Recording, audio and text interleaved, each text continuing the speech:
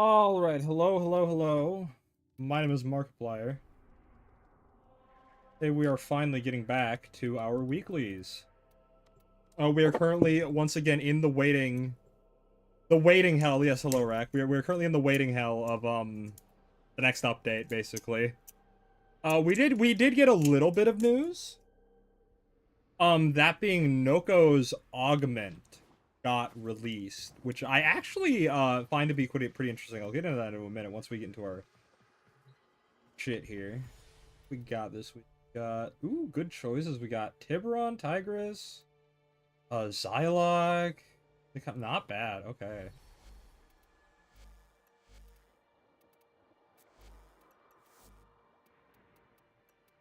Tiburon. Oh yeah, I'll go with the Tiburon.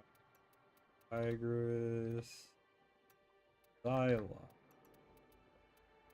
and Nikana Dexnica. There we go. Very nice. Very wonderful.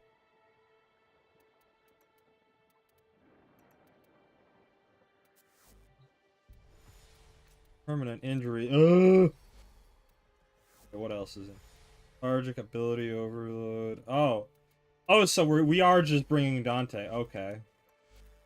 Because Hildren and Inaros are, like, off the fucking table, I guess.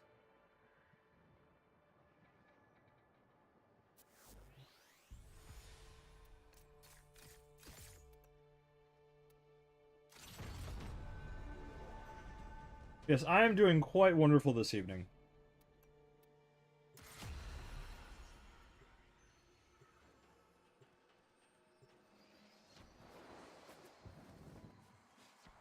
Yeah, 9 more days. It's like a little over a week.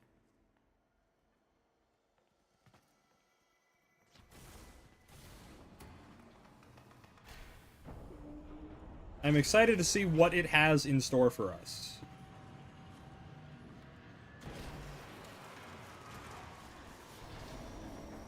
Kill enemies with its incarnate form.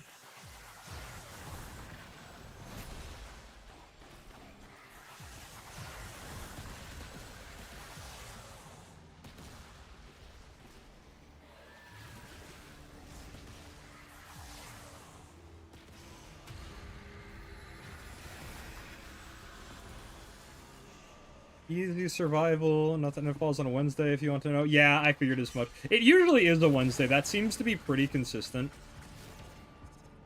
I have kind of kept track of that.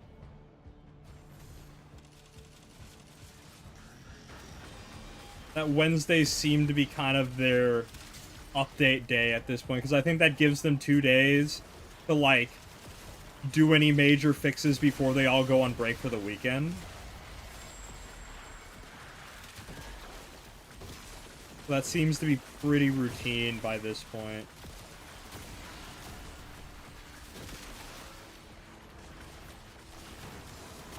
Like, Monday, Tuesday, they put on the final touches. Wednesday, they ship. Because one thing I've noticed is, we actually do know a little bit of the dev cycle for DE, and they are working on stuff, like, right up to the bell, basically. I think that's kind of always how they function. I remember back when the Sacrifice came out, Steve did a live stream, right? Steve did, like, a solo live stream by himself, and he basically, like, kept us up to date with, like, the Slack chat of, like, what was going on. It was the Sacrifice or it was New War.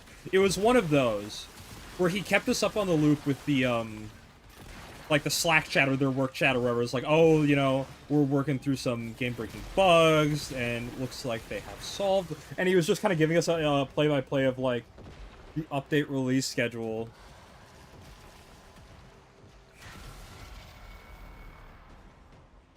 Yeah, no, I 100% agree with you, Fox. I am ready for that. Especially because of, like, how much the Void Swept... the Syndana in general takes up so much camera space.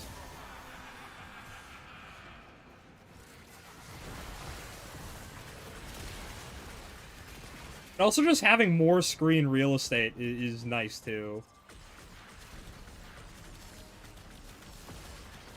Like, look at this shit, chat. This is abysmal. Like, what the fuck?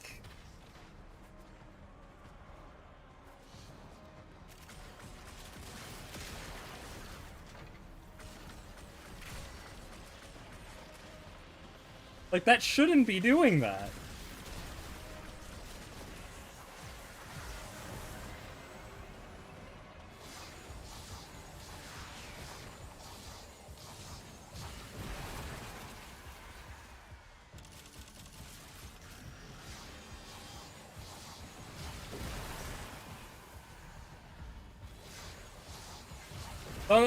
Yes, Noko's augment. Right. I was going to talk about that. What do I think about it? I think that it seems like the type of augment that you build that you just build him around. Right? Like, you go max duration, max power, and, like, depending on how it works, maybe dump range. Or dump efficiency. And that way, because basically the big part of that, the big part of it, right, is that it gives him a way to deal damage while in his 3. Which is kind of what he was missing from using it. So I think that will be interesting to see.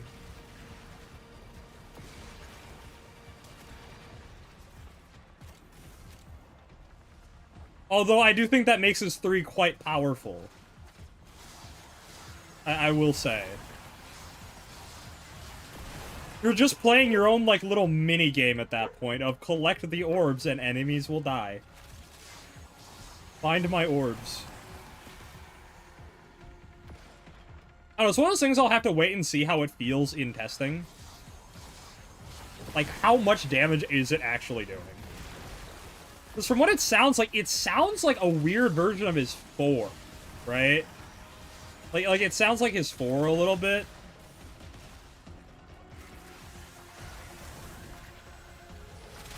So that'll be interesting to see.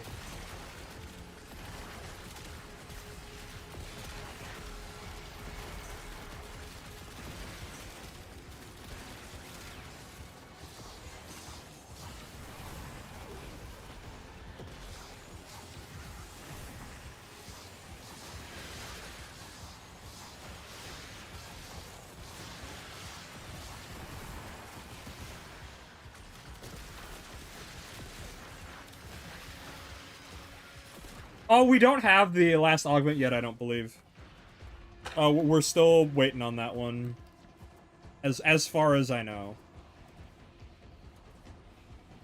So, we'll see.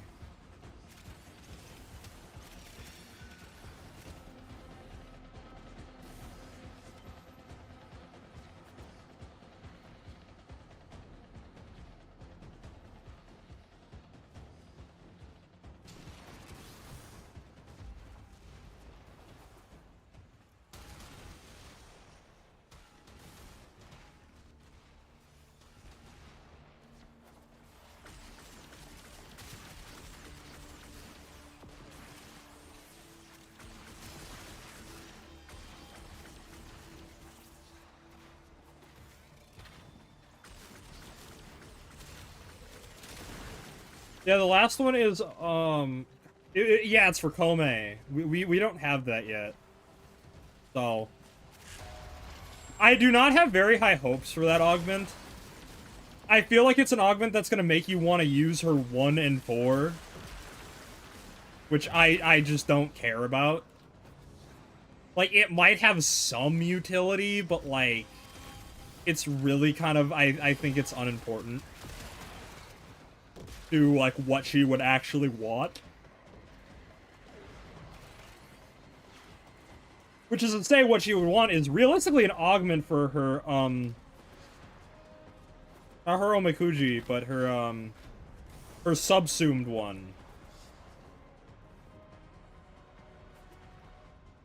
I always forget what it's called. I only remember Omikuji for her, gambling addiction.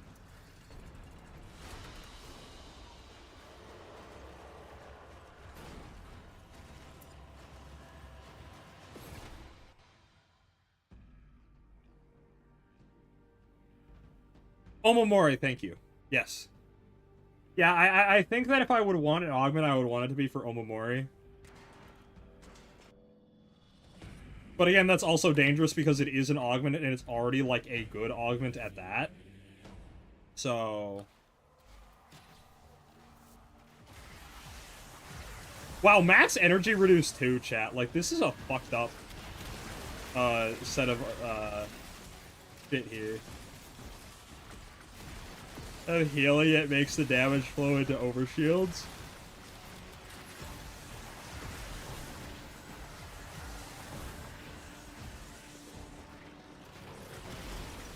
Now, what I like, if I would want an augment for it, I would want an augment that just makes it more consistent.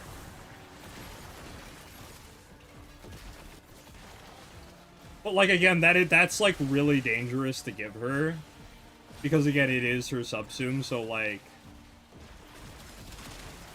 what do you do?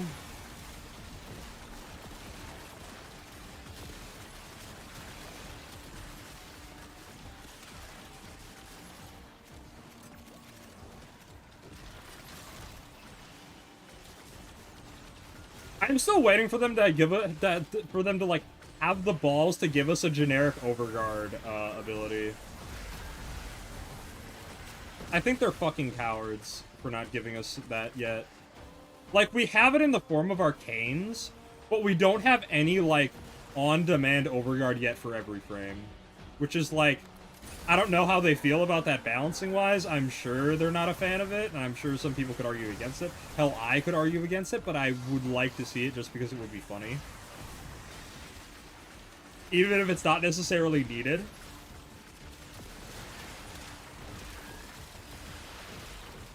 Given how much work they've made to, like, improve the overall tanking ability of a lot of frames, especially, you know, the ones that don't have shields, they don't really need overguard anymore. We still have no, like, visual on Nidus's, one. So what it sounds like is they're not making it spam cast, rather something that you, like... Rather they're taking it and making it, each individual cast more, worthwhile, so you don't have to throw it every single fucking second.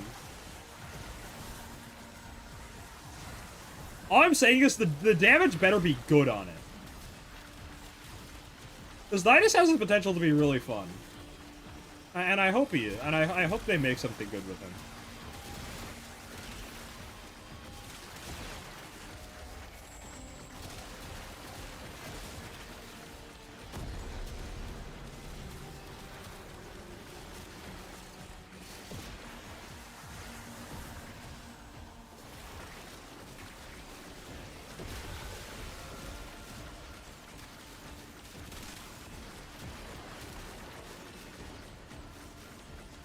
Thought his 4 was the damage tool in his kit. I've always felt like it's supposed to be his 1. I really don't see his larva as ever have been that good, as ever having been that good.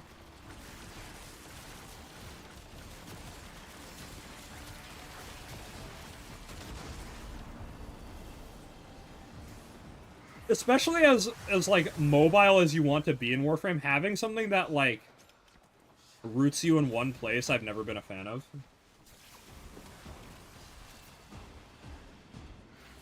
Yeah, the quality of life does look really good.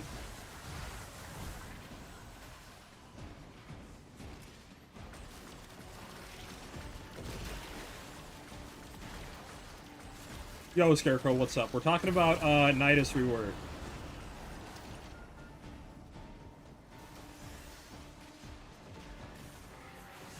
What I am most interested in seeing is the more of the new arcanes and maybe new mods that we get with this update. Because those are always really interesting to see, like, what they give us. I really do wish that they would introduce more mods more frequently. I would love to see that. Like, even if it's just, like, 1 or 2 every update, it would just be nice to, like, see interesting things. I feel like that kind of gets replaced by arcanes. Like, they always give us, like a sprinkle of arcanes here and there each update. But I would rather see, like, mods, you know?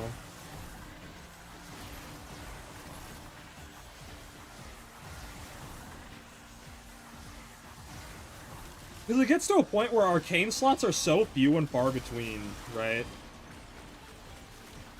Oh, I'm sure the chat would have been flooded with 6-7. Oh, I'd imagine. You know, I had family over yesterday, unbeknownst to me prior. So, I was not streaming yesterday.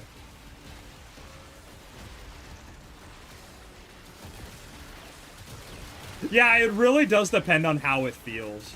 Like, I trust Pablo, especially because Nidus is his baby. But, like, it really does feel like, wait and see.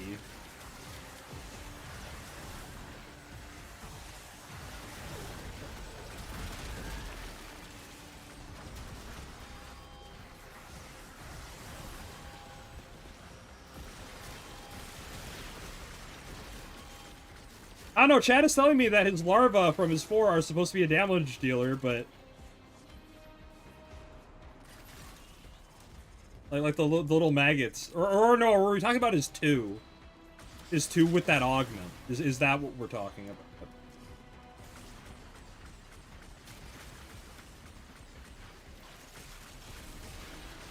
I might be confusing shit.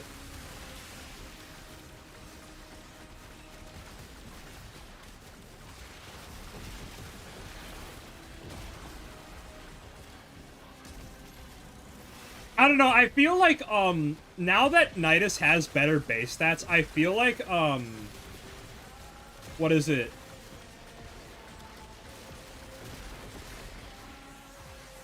I feel like... Now that he has better base stats, he probably won't need, 3 nearly as much. Just because, like, oh, his base stats can actually utilize,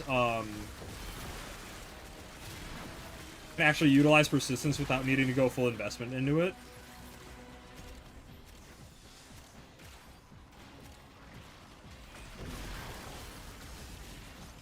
That is a very good point, Fox. Archon continuity is a very good point.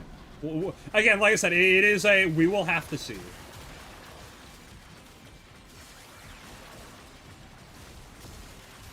Anyways, I think he has, like, what, like 800 base health now in his prime? Like, that seems pretty good.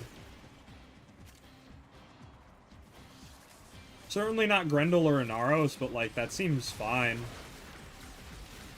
Yeah, Larva Burst does sound like it might be crazy. Again, we'll see. We'll see how he plays. I will be subjecting him to rigorous testing once it comes out. I'll probably be doing multiple streams the week of the update.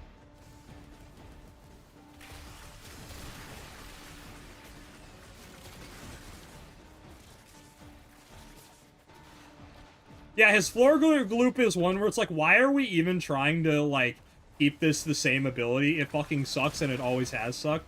The health regen it offers is so minuscule and, like, non-existent that, like, why fucking bother, right?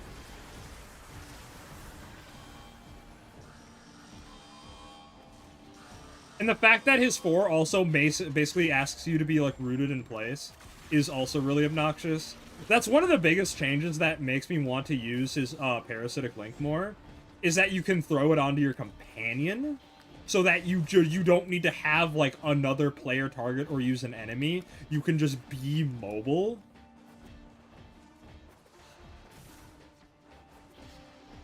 Even still, like, 75 HP per sec is not that crazy. Like, that's, like, okay. It's a little bit more than Wisps. But, like, as a health tank, you can't, like, that much isn't going to make a difference. It's why Arcane Grace is so important on Inaros, because it restores so much so quickly. Like, unironically,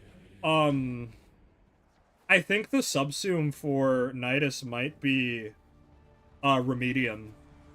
I think he might be a man of Remedium. Because, Remedium basically does everything you would want his 4 to do. It status cleans, and it gives him all of his health back. Like, why would you ever want his actual 4 when Remedium exists? Let's be honest with ourselves.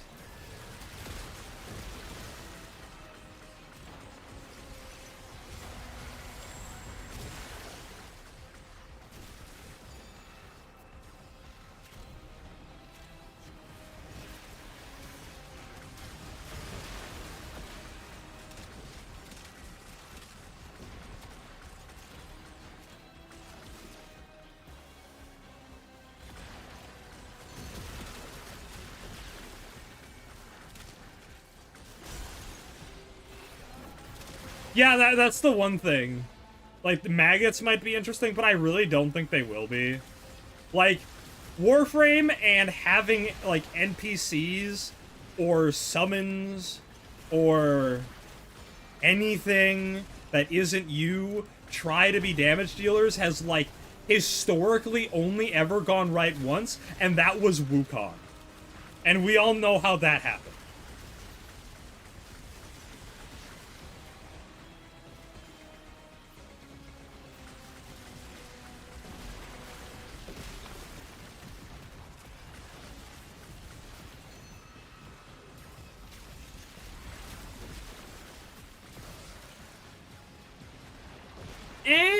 I don't know about Caliban. I feel like his summons are more utility rather than they themselves dealing the damage, because the whole reason for this is obviously because they want to avoid auto turrets, basically. They want to avoid specters that play the game for you, and they have, like, several times nerfed shit specifically for that reason. And I don't know about Araxia spiders. I'm iffy on that one.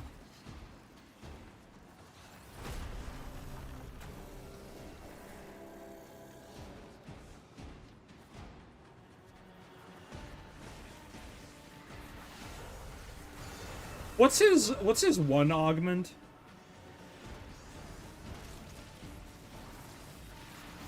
That's Razor Gyre, right?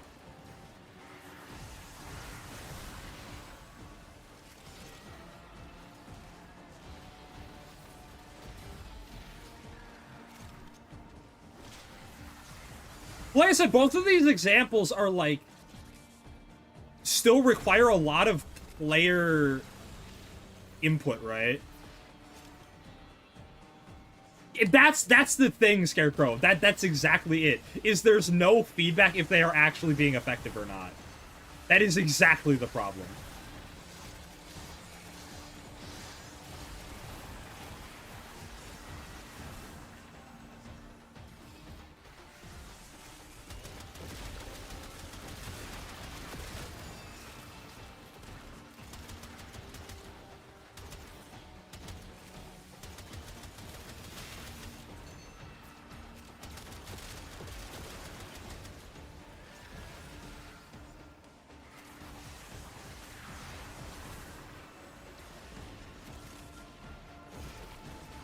Yeah, the ranged dudes gather up and do damage, but again, that's like...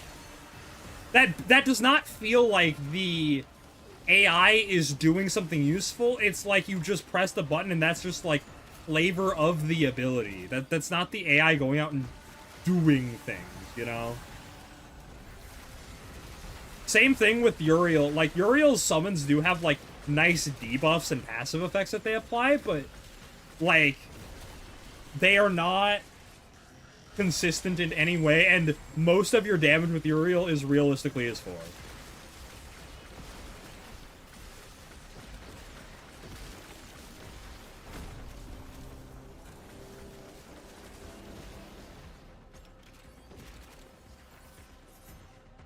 Yeah, exactly. They feel more like Proteus turret. They're not, like, vectors, you know?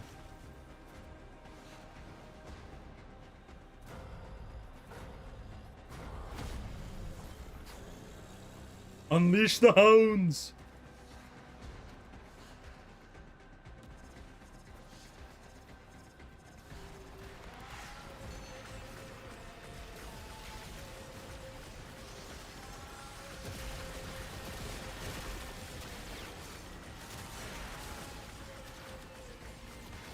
Exactly, Scarecrow. Exactly. That's...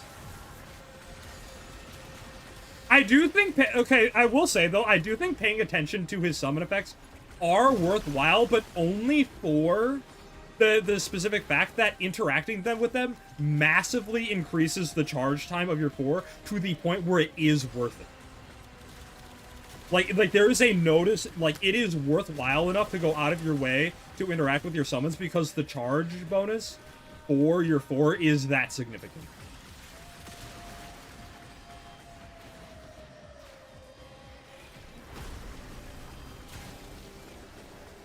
I don't know about bad things. I think this update looks like it's mostly positive.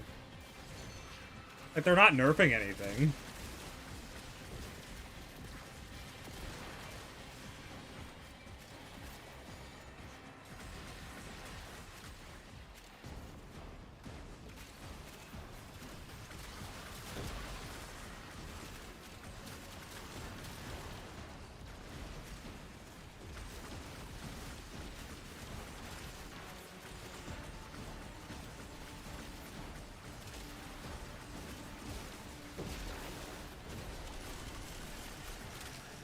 Like, it literally takes a contagious bond for me to notice that my pet is doing anything. Sirius and Orion. I don't think this is the doom of Equinox like many suggest, because I don't care who the fuck Sirius and Orion are, they don't have MAME. Like, that's something a lot of people are overlooking. Like, even as decrepit as Equinox is, MAME is still a hell of an ability. Like,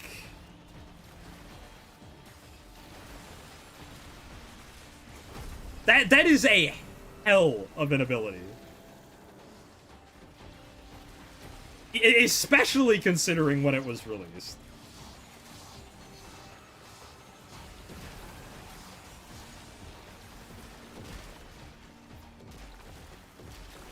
Scarecrow, they mentioned that they're going back on that.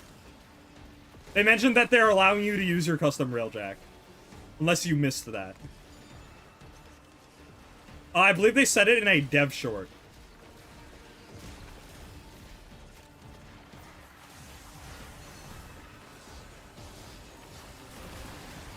I think there was a stipulation that I think it's like you can only do it solo or something? I don't know. I don't know what the stipulation was. I don't remember. Like, you can use your custom railjack in the new content. I don't remember what, like, the caveat or context of it was, though.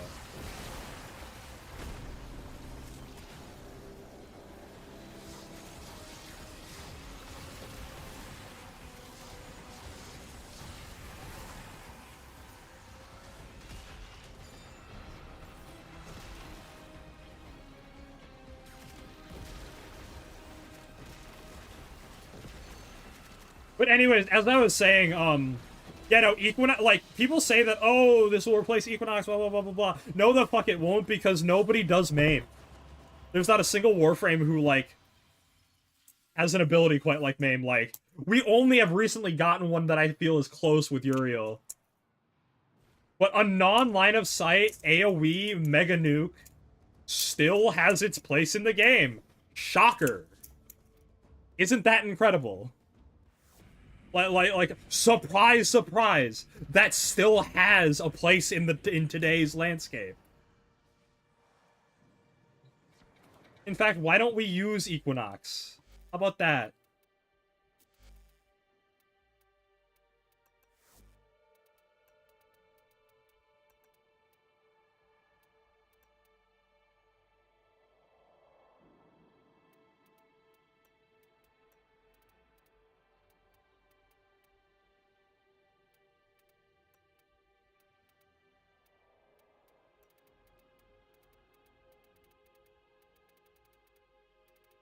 I don't give a shit about who fucking. I want to mess with Equinoxes. Oh my god.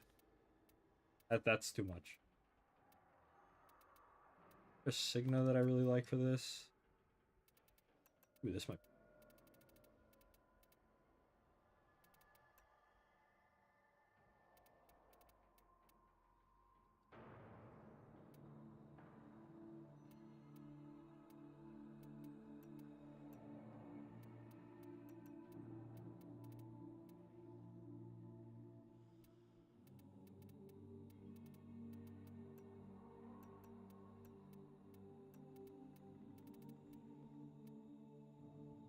Ooh, that fucks. That fucks. Yes, yes, yes, yes. That correct. Correct. Absolutely correct. 100%. Look at that. That's immaculate. It looks like part of her helmet. That gorgeous. 10 out of 10.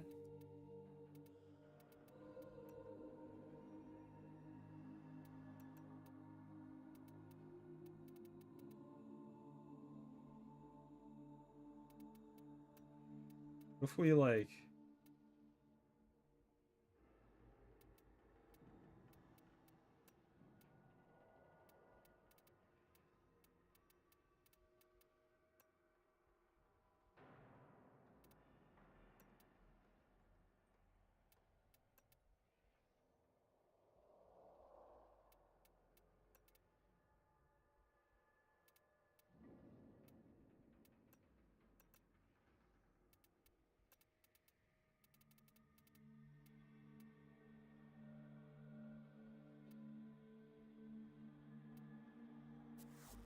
Perfect, beautiful.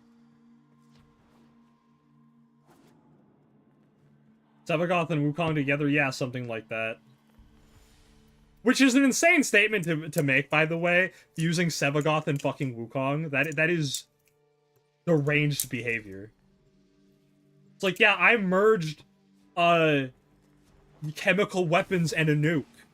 Like, what?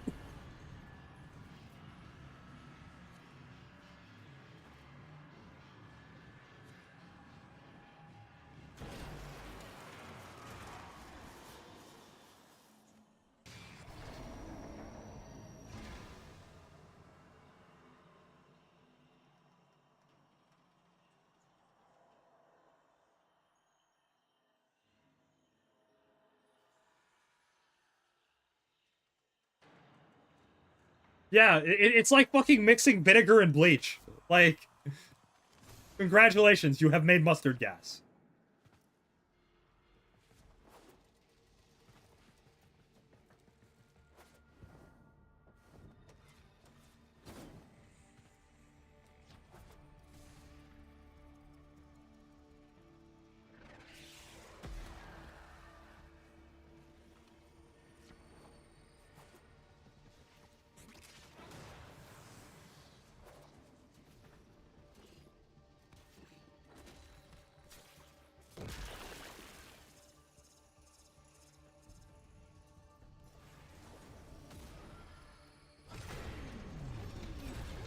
Two Uriels.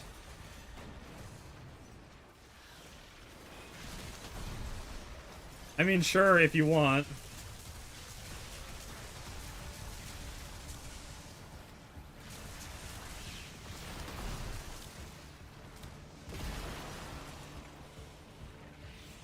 Nuke this, you fucking idiot.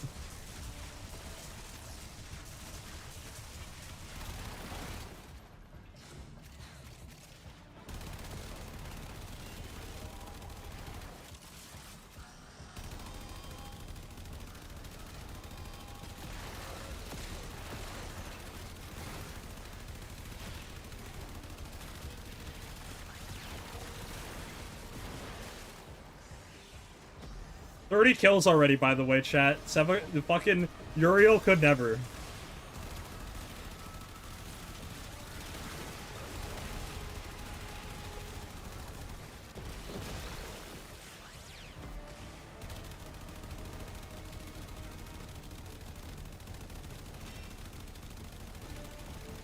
Please die. Oh my god, bro. See, you can never out DPS Equinox because your DPS becomes her DPS.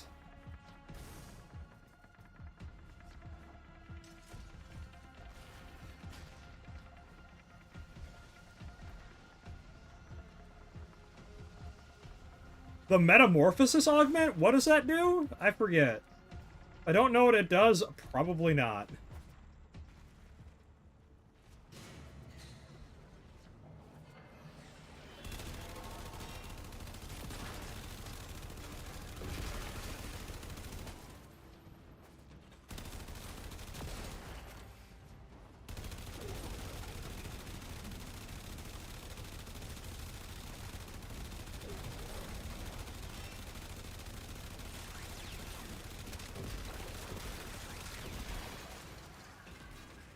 This is especially effective because some of these enemy health values are kind of ridiculous.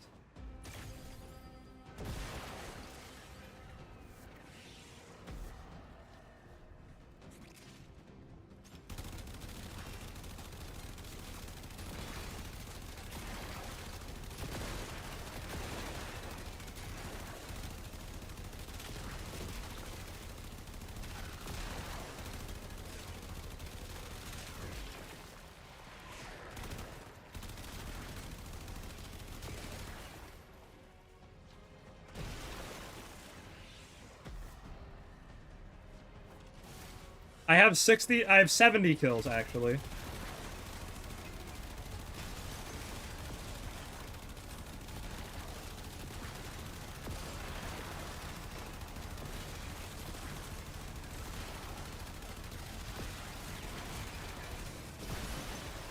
Like, people say Equinox needs a rework. Go home, little bro.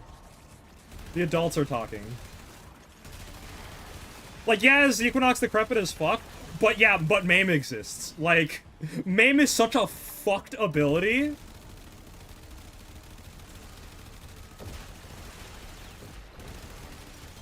That it's strong enough for the 2 Warframe kits she's supposed to have. Like, your DPS is now my DPS, bro. Sorry. Our DPS.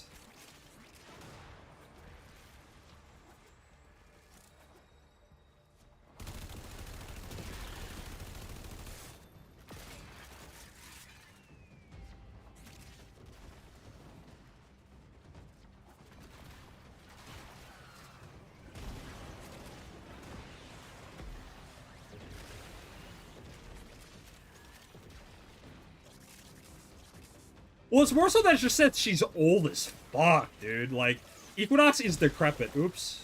That's another nuke. It's like Nyx, but without the invincibility and a slightly different condition.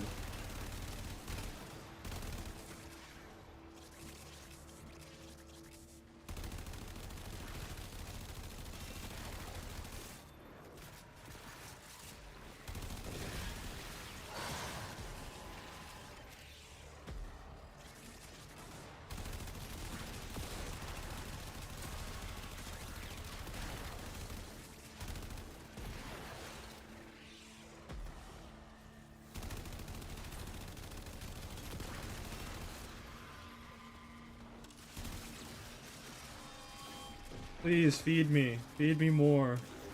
Feed me more.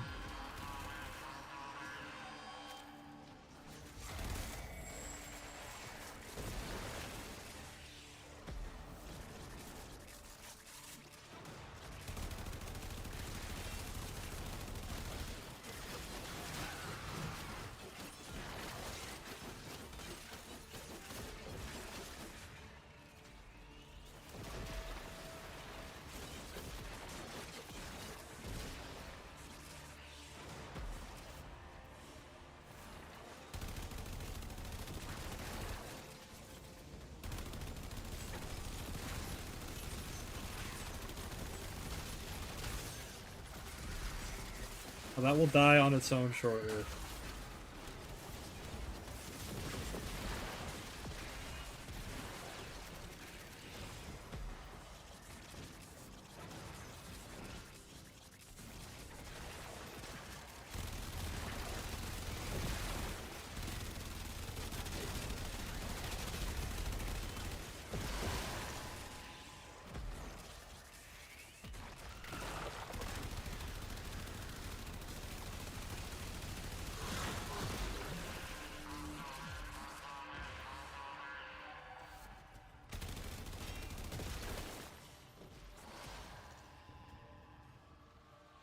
The one guy actually keeping up with me is ironically the Goss, not the Uriels. It's kind of crazy.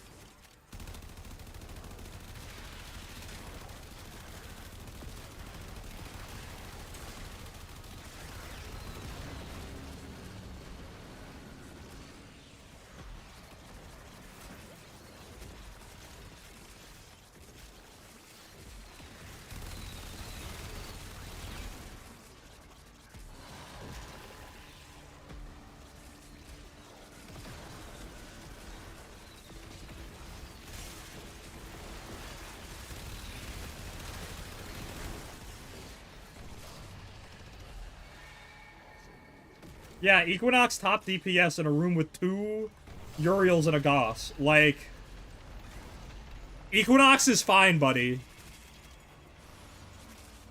Like, again, yes, is the rest of her kit, like, fucking decrepit as hell and in desperate need of help? Probably. But, like, also consider the following, you know? Why do I look so fucking skinny?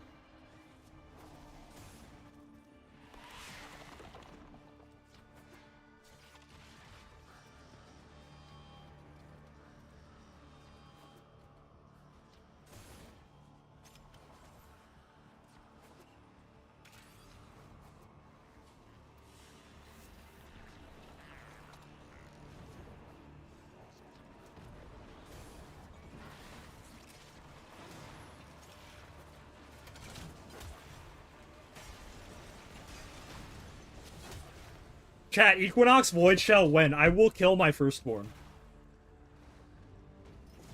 To have this.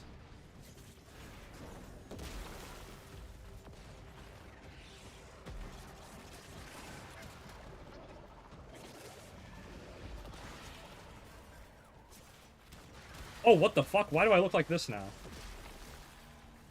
My fashion was screwed up. It was like... That was weird. My fashion was all messed up. Strange.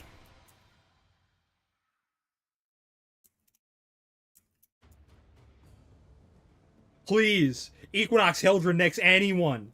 Someone, please. I'm begging you. Well, that was a good time. Here, let's go on an Equinox fashion detour real quick. Because I got kind of a heat idea. We're gonna pay homage to the greats, chat. I need to remember what colors I used for this fashion.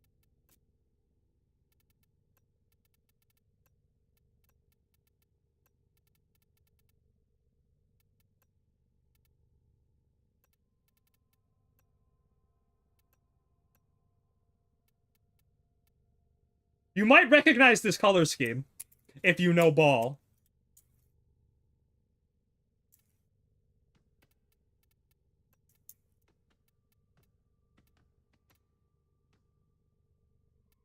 Actually, wait, hang on. We can make this even better, chat. Hang on.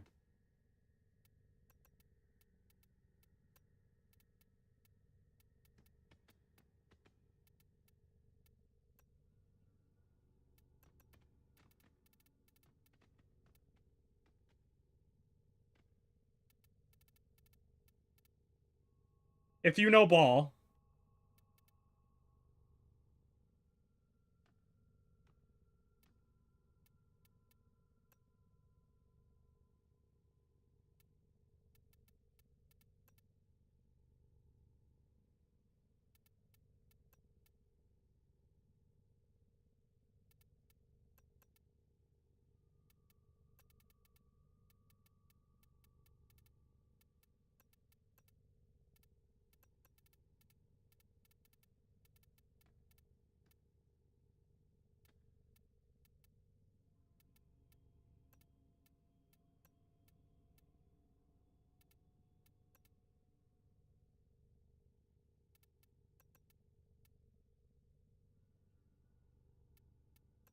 I had to edit that a little bit. But anyways. Alright, let's... take this as our base. This... let's...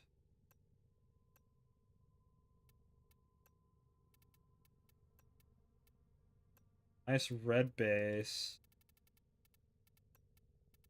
Orange in there.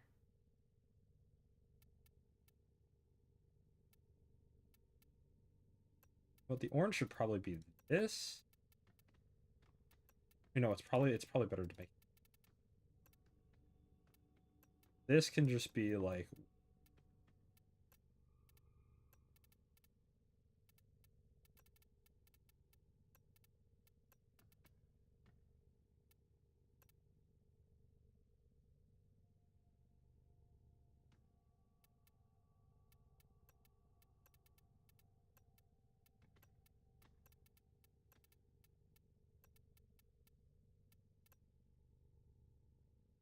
and I'm gonna play something based and red pilled for you guys.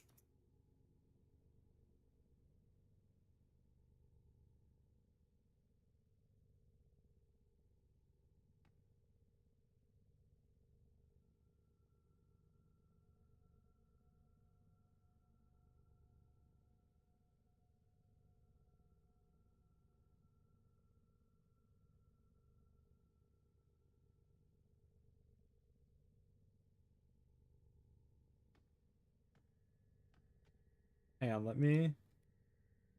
can I find this here?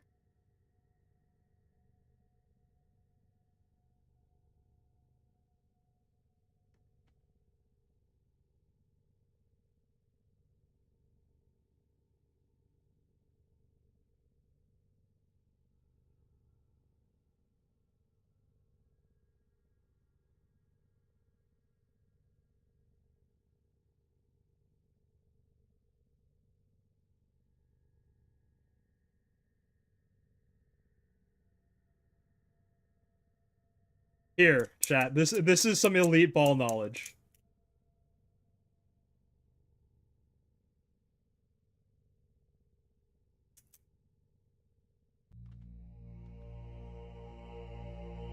Yeah. Yeah. Uh-huh, yeah. Elite ball knowledge.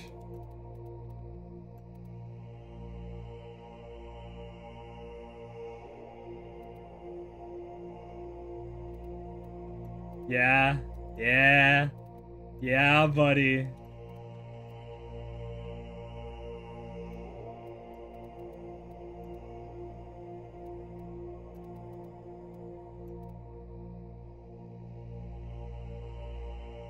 Mm-hmm. Yeah. Yeah, ball. There's a skin that works better for this.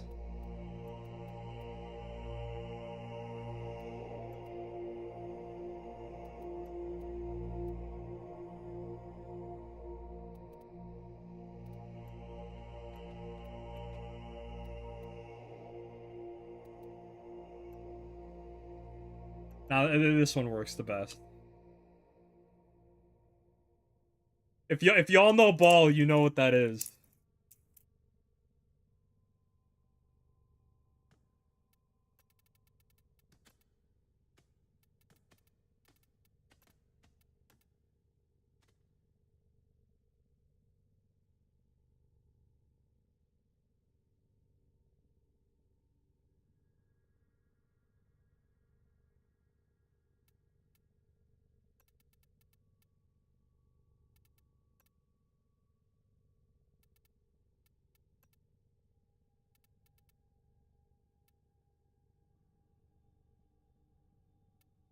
That's no, it's not fucking Slifer the Sky. Hang on, you know what? I will give you here. I'll give you one that might be a little bit more recognizable.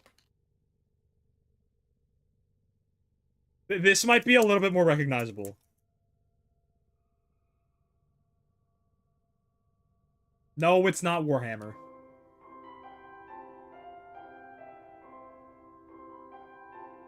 I might have to ban you guys if you don't get this.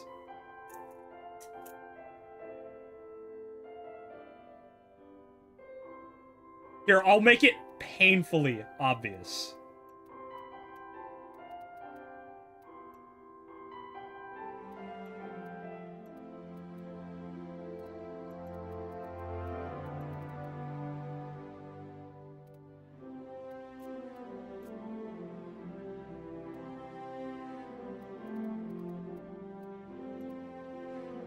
Here, I am making it painfully obvious.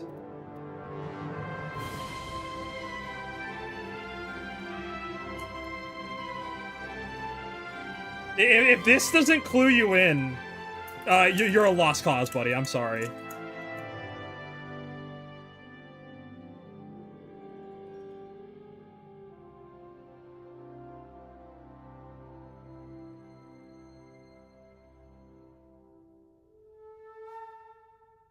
There. There's your other hint. And Zelda kills you. Kills you on the spot. Puts my thumbs in your eye sockets and doesn't let go.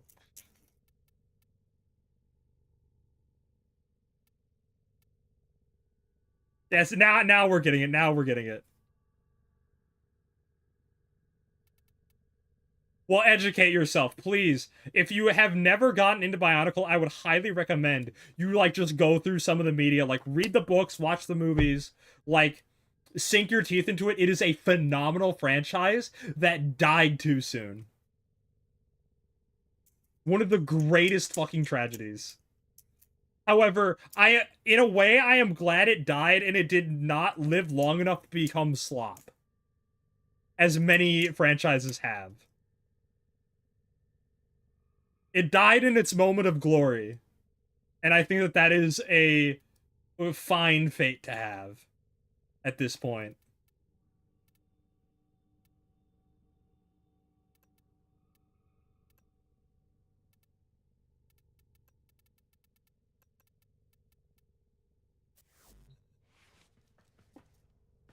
Yeah, this is a reference to a very pleasant color scheme, I think.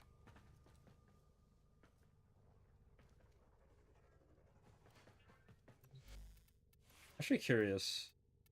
I go this. What does it look like without Prime?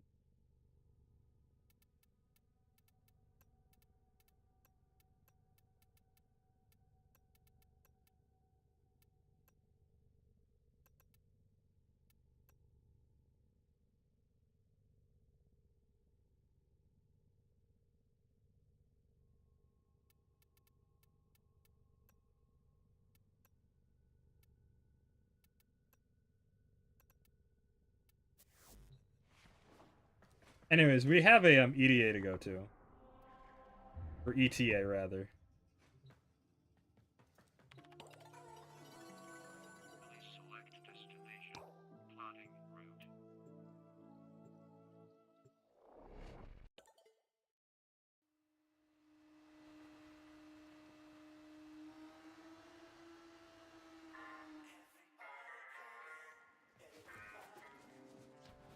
Yeah, something I'm gonna have to do at some point is I'm gonna have to make, all of my old videos, unlisted in playlists. So all of my old content is available. Basically what I did is I went back and I played every single Bionicle video game that has ever been made.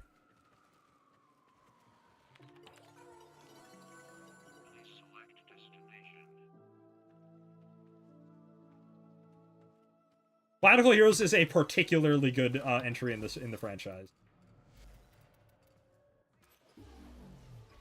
All right, KO, what do we got? Home Bolto, comma.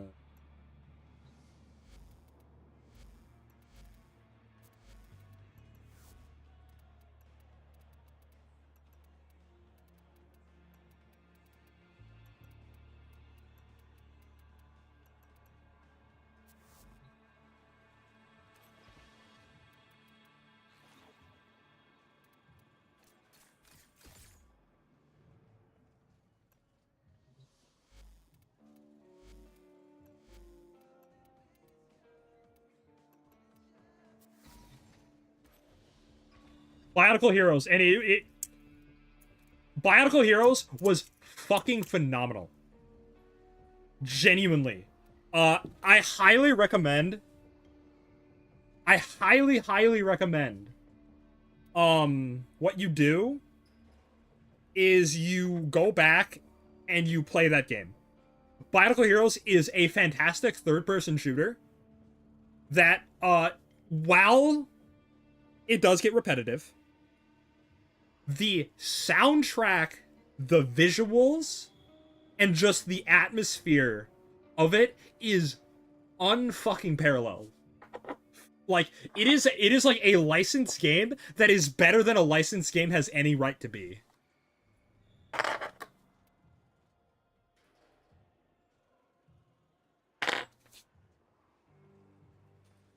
And it also has one of my favorite guns in video games, which is Kongu's shotgun. I don't know why he has a shotgun, but he does, and it's really fucking sick. It's a laser shotgun.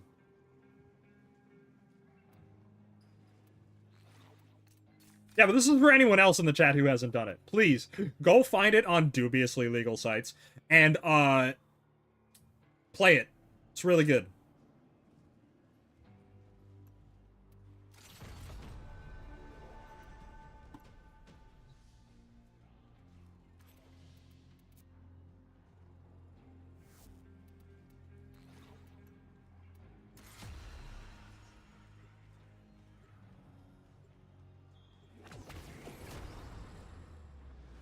Yeah, everyone has, like, if you grew up at the time, I feel like everyone has at least some memory of the franchise.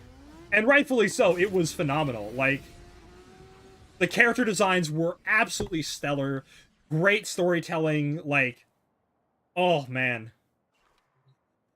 By the way, chat, low-key, Bionicle cooks the 40k universe for the most part, with, like, the exception of, like, the Chaos Gods, I think. And even then, that one's a little iffy. Because Bionicle got some bullshit hacks.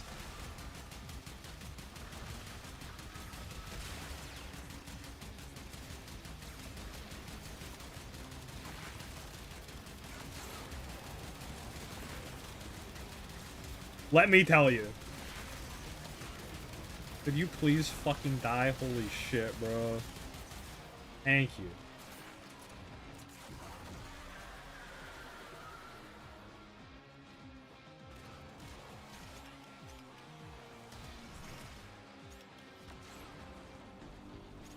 No, but no, seriously, like, when I say, like, the storytelling is fucking phenomenal, one of the late-stage plots, right? I don't remember all the details, but,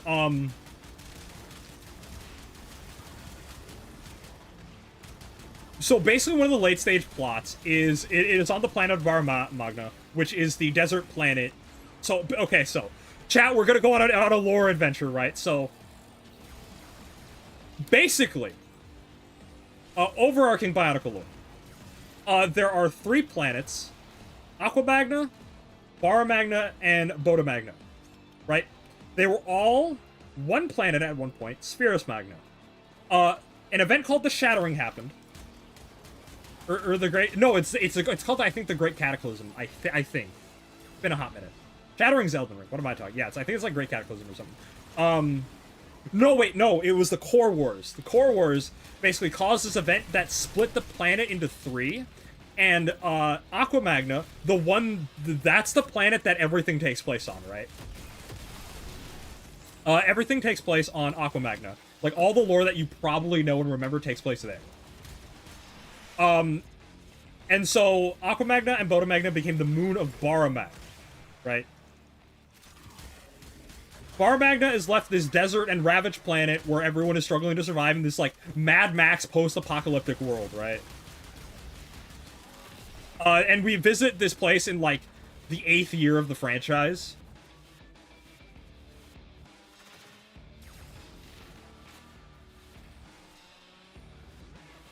Right, and so basically, like, everyone on this, like, Mad Max ass world is struggling to survive. And they go into this, like a lot of detail. It's super fucking cool, right? And so there's all these tribes, right, that are left over from the Core Wars that, like, people have settled into. One of them was the Iron Tribe. The Iron Tribe no longer exists, right? Because they were wiped out by what is called the Dreaming Plague. What the Dreaming Plague was, oh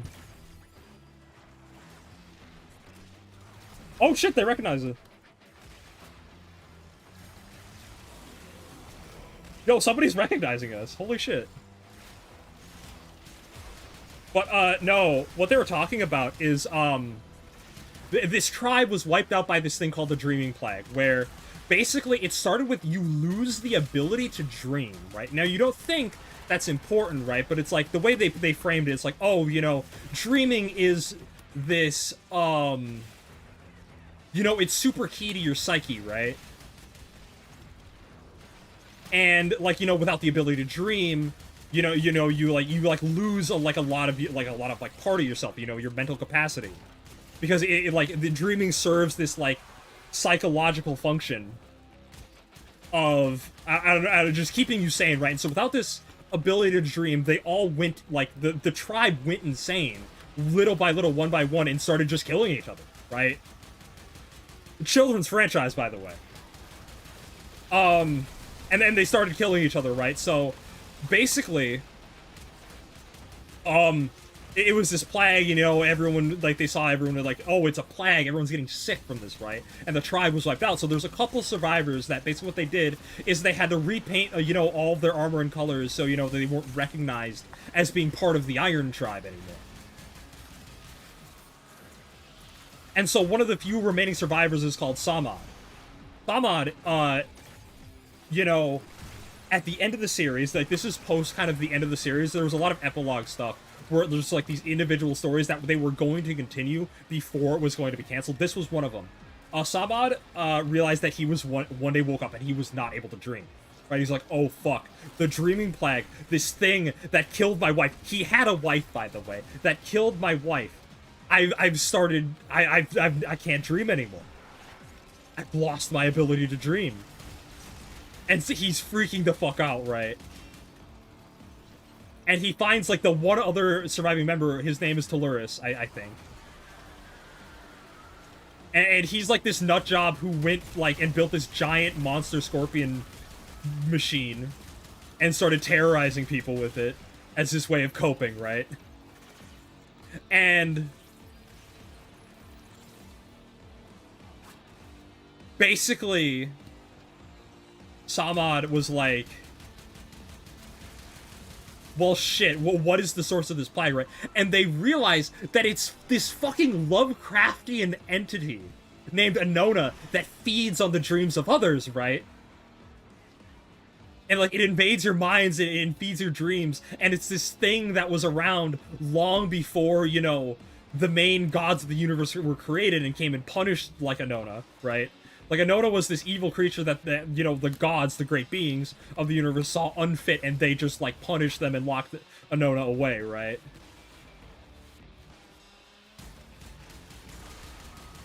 And so the plot of this story revolves around, okay, we have to kill this thing, right? So basically, there's this entire separate subplot that comes to a head in that story, where they go and they make this mixture of the six Paraka, right? The six Paraka, if you don't remember, are the main villains of, like, I think, like, the 5th or 6th year of the franchise. Like, there were sets of these guys.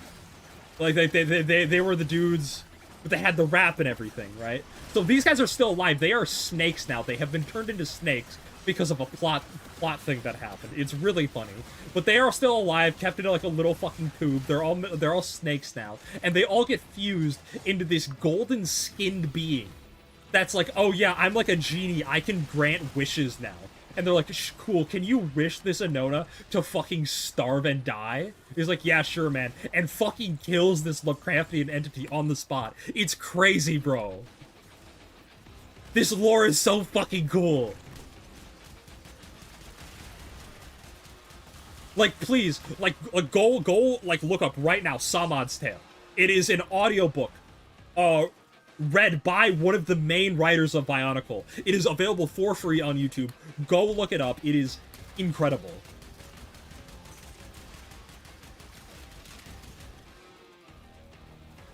I genuinely implore you, if you have not gotten into Bionicle, like go look at like the written story serials to get you into it. Like, it's not the starting point, but like it's such a good hook because of how good the writing is.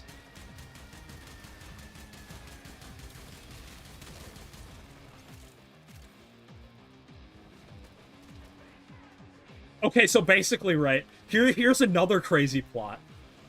It's called Dark Mirror, right? So there's this character named Brutaki. You might know them. He was big, gold and blue guy, had a big titan set of him. And his mask power was that he could open dimensional gateways, right? Oh, he's so fucking cool. And had this giant, like, Darth Maul-ass sword going on. And basically, he could open dimensional gateways. And normally, this was fine. However, the mask that he used was damaged. So now it doesn't quite work right, and you don't quite have the same level of control over it that you would otherwise. But basically, this dimensional... normally he just uses it for travel, right? Like, to get around. But it can take you to other dimensions. Also, they're saying hi in chat. But basically, he can take you to other dimensions, right? And so basically, you are following this character, Takanuva, who has to get, you know, he has to reach the main plot location, but this is the only way to get him there safely, right? Is this Mask of Dimensional Gates. So he basically goes on this dimension-hopping adventure where he goes to all these different alternate realities, and it's so fucking cool. In one, it's this reality where, somebody found, like, the ultra-powerful MacGuffin and decided to take over, right?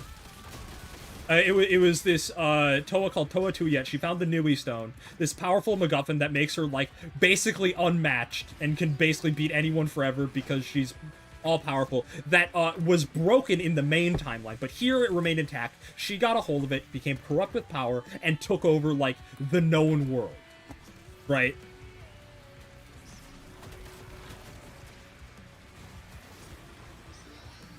And took over the rest of the known world. Basically, basically what happens is so Takenova arrives in this world, right? And he's like, what's wrong? This is not the world I know. This is weird. This is wrong. And basically has to go on this quest, like this complete side quest, because he lost the Mask of Dimensional Gates. He has to go on the side quest to get that universe's version of it, but unfortunately it's locked up in like the throne room of Toa Tuyet, right? And so he's like, well, shit, basically I have to go on the side quest to free this world of this crazy dictatorship. And Makuta helps him, right? She's like, man, this bitch got me fucked up. She beat my ass, put me here in a prison, kept me here hostage just to humiliate me, right? And he wanted revenge. Anyways, good night, Scarecrow. But he wanted revenge. He's like, so let's band together. We got a couple other rebels here. So this whole like rebel group of people, of characters we know and love, go and do this assault on the Colosseum, which is where her throne room is. And a lot of them get killed, right? Like, straight up, Takenova sees his parallel self as a Matoran get fucking murked in front of his eyes. It's crazy, bro. And eventually they kill Tuyet by using the Mask of Dimensional Gates to close a portal on her and cut her in fucking half. Children's media, by the way. Actually insane. So cool.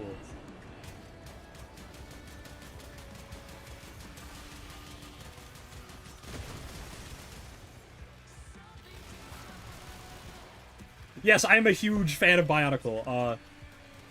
I still have, like, my shelves are lined with, are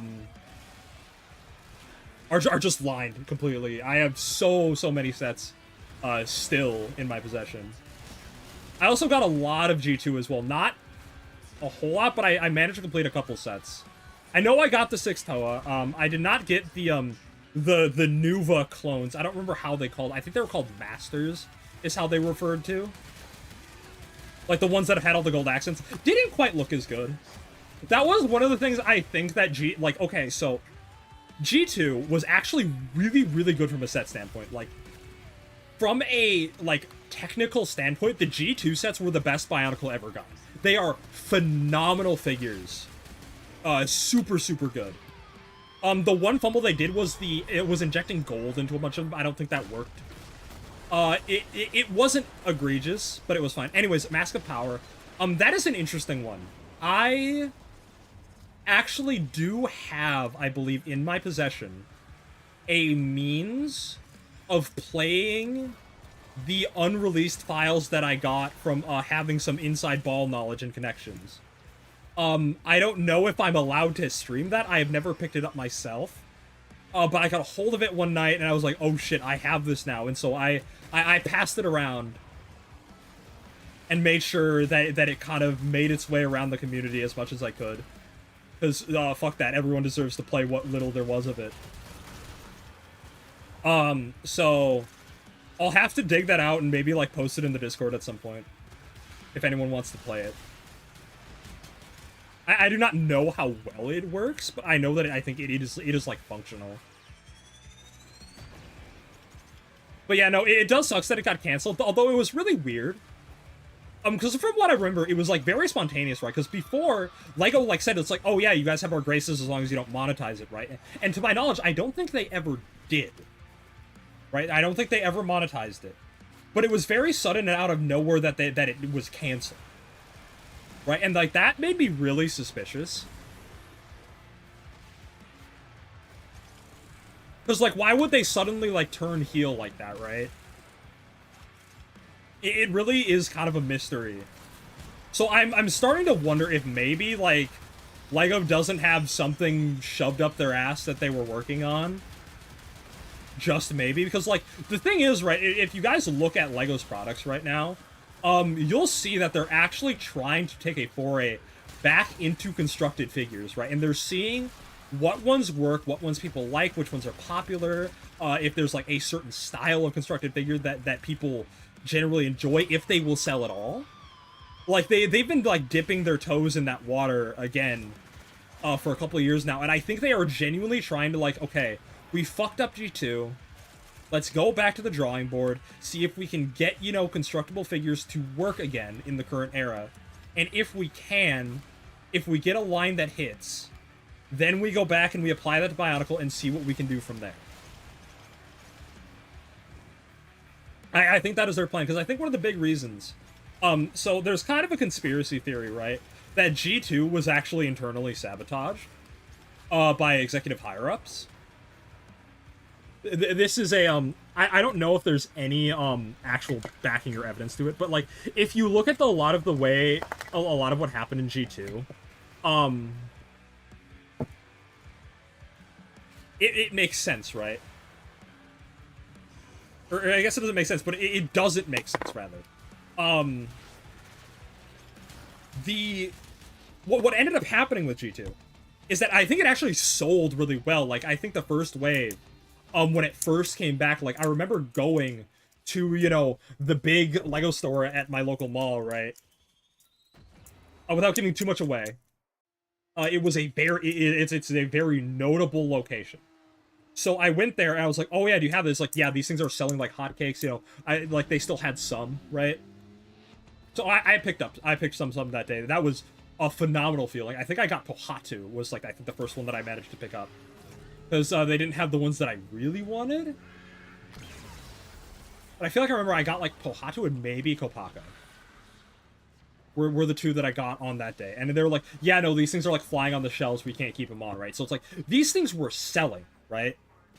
Sales were not an issue. I think the problem is that it lacked the marketing. And I think that is something that is very easily sabotaged, because I think what made Bionicle successful in its initial run was that it had a phenomenal multimedia presence. Like, it was never just the sets. It was like, it had books, it had games, it had the movies, it had so much tie into other media. And that is what made it successful, right? It was never the sets alone that sold them.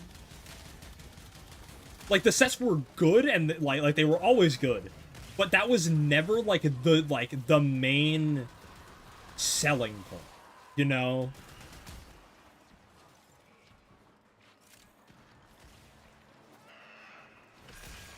And so what ended up happening, right? I am genuinely willing to bet that, because there's a lot of stuff that you see in like a lot of the early material for G2 that, like, it looks like they had a much grander plan for the franchise. Possibly tying it into G1 somehow. It looked like they had a much grander plan, but that inevitably, like, it didn't go anywhere, right? Like it didn't quite get off the ground. And it was kind of stillborn, unfortunately. Like, it had the sales, it had, decent numbers, it was just, they didn't have the marketing, like, and I really, and there's a lot of theory that, like, that was internal sabotage, because I think it's gone on record that, like, the executives at LEGO don't actually like Bionicle, because it is so outside of what they want the branding to be. Like, a lot of them viewed it as, like, a necessary evil, so to speak, which is a very weird phrasing for it, but basically the reason for that was that, like a lot of the themes, a lot of the ideas, the stories were very outside of LEGO's, like, very family-friendly branding, and, like, as I was telling those stories, you could see why that was, right? It's super, super unfortunate. That's, like, that's the way it took.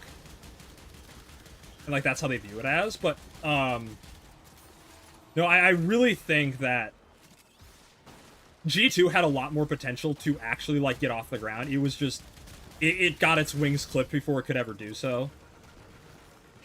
And so basically what they were was like, oh, you guys tried Bionicle again? Well, guess it failed. Guess we never do that again. I think that that was kind of what the end goal was. Because, like I said, it was very suspicious how abruptly it ended, right? Especially considering how much it looked like they were kind of, like, putting, like, effort into making something competent again. And then it just dipped off the face of the planet. Like, something about that never sat right with me. And so I think what they are doing now, right, is they are testing the water. It's like, okay, well, we have to get rid of, like, the CCBS and, like, the original ball and socket system, right? And like, the Technic pieces. But we can create a brick built version of this, and like that will be like a big step, and it's like, okay, maybe we can do it, because like they are not against showing references to it. Like we had like an anniversary set. I got that was phenomenal. Love to see that. And we very recently had a CMF minifigure that got released. That's a huge reference to it, and a lot of people are just going crazy over that, right? So it's like, again, it feels like they are testing the water for, like, maybe we can do this again and we can do it right, and play on, you know, the terms that it needs to be played on to make it pop off.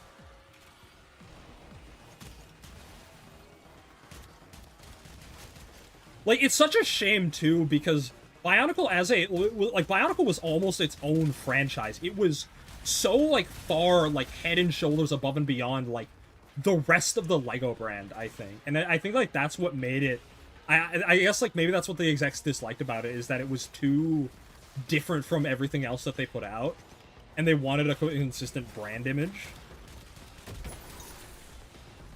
But like, again, either way I don't think it's justified. Bionicle's fucking great and they need to bring it back. In some way, shape, or form. And you know, there's always been Christian Faber. Christian Faber was, I think, the original writer, creator, like, concept for Bionicle. It came from him. Greg Varsity gets a lot of credit, but it was Christian Faber. And he has been, like, for, you know, years, you know, talking about stuff behind the scenes that he's allowed to. Showing a lot of, like, old design documents that are now no longer, like, I guess, like, classified information anymore.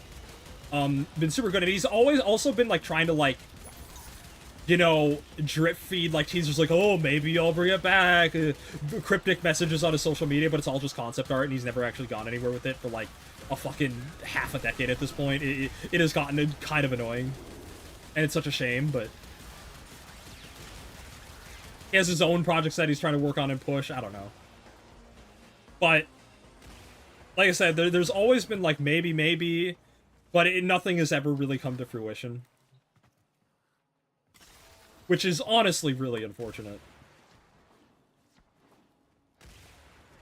But, yeah, like I said earlier, I think it is better that it died as it lived. Like, a phenomenal series, than it lived too long and became, like just a slot fest. Can I... Like, it did not live... It died a hero and did not become the villain. It essentially is what I'm saying.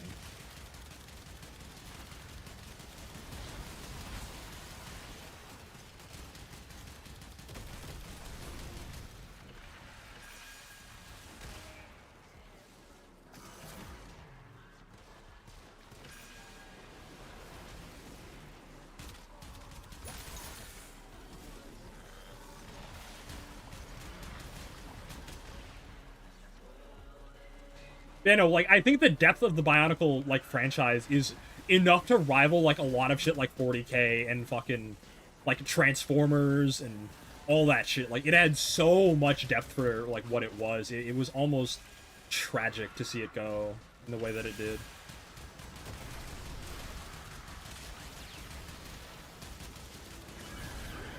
Yeah, like I said, if you've never, like, gone in and done, like, a deep dive into the franchise, I highly recommend you do so.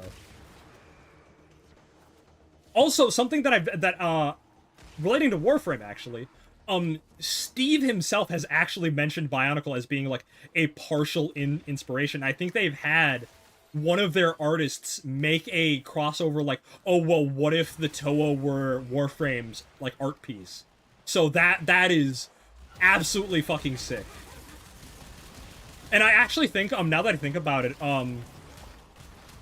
what's that, the 6 Warframes from, the Parida Rebellion, what are the Old Guard? Is that what they're called? Because I think that there's, like, specifically 6 of them, right? Now that I think about it, that's a little suspicious. You know?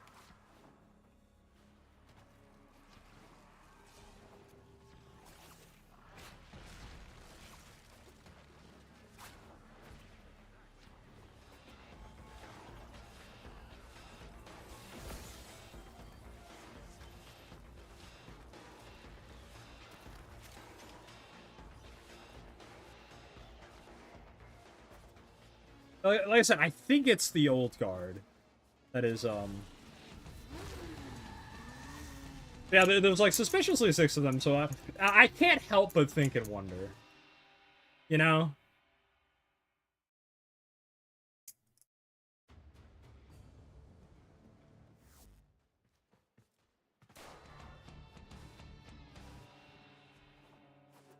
Anyways, what else have we got on the checklist? Let's see if Descendia's got anything,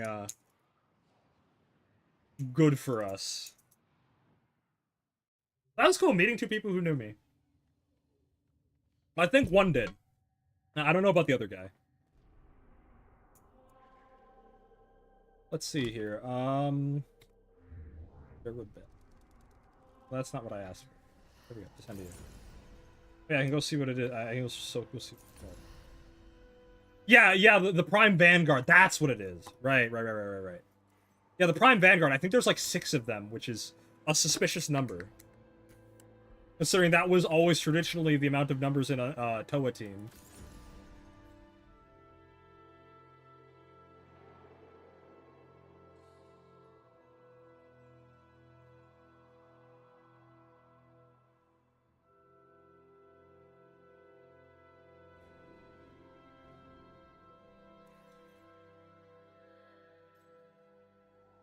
What's our word? Okay, Catalyst. Yeah. Okay, this is worth it. Let's go grab Equinox again. Fuck it, why not? We're having a good time with that. Although I kind of want to grab a better weapon here.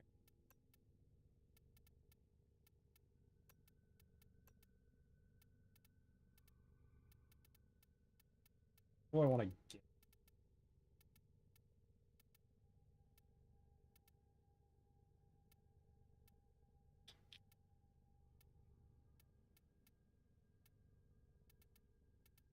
What is my weapon of choice?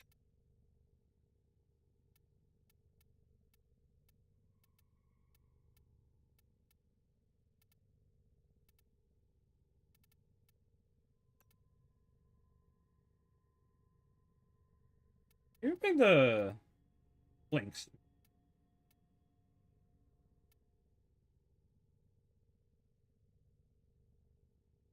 You know, yeah, let's go with the Blinks, actually. I think that's a safe bet.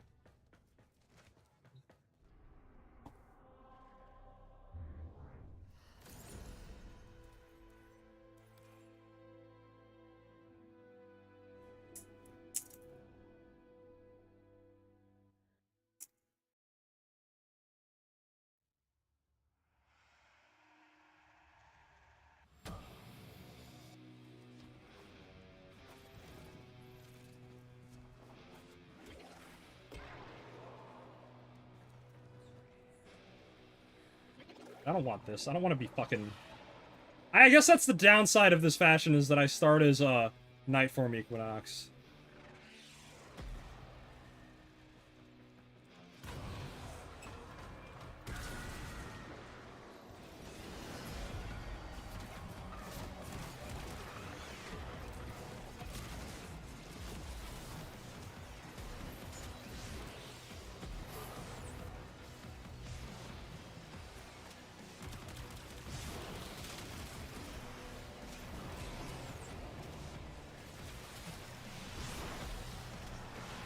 Oh my god, why am I taking so much fucking damage?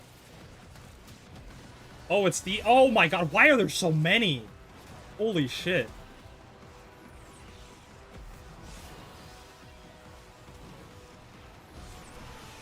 Stay away from me, you little freaks.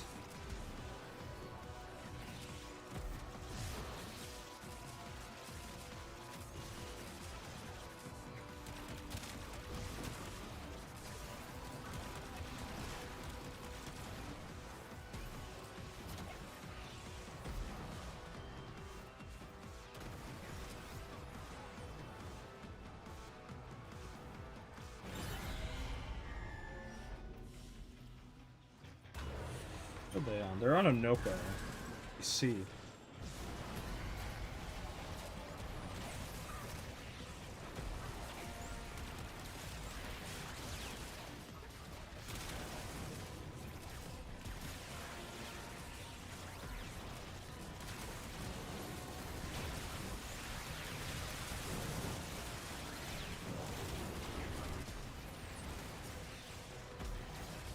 remember what the threshold is for killing with Equinox. I don't quite remember.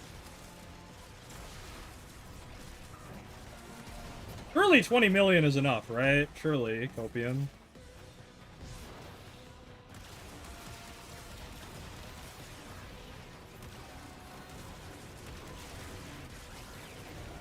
Surely that's enough.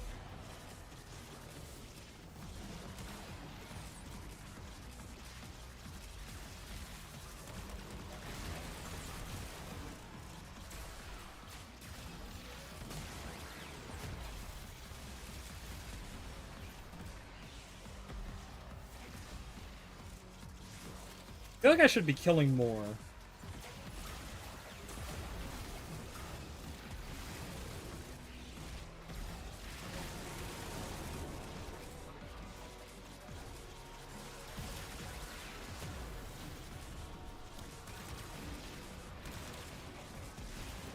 Yeah, so that one-shots that guy. I'm trying to figure out if it's just this Noko is outpacing me, I guess.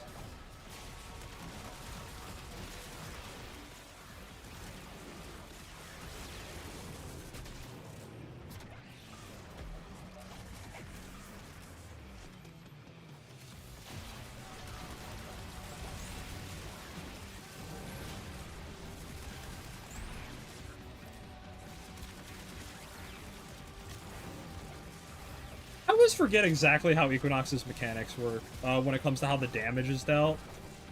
Because clearly all these enemies don't take, you know, 44 million damage. That does not sound right.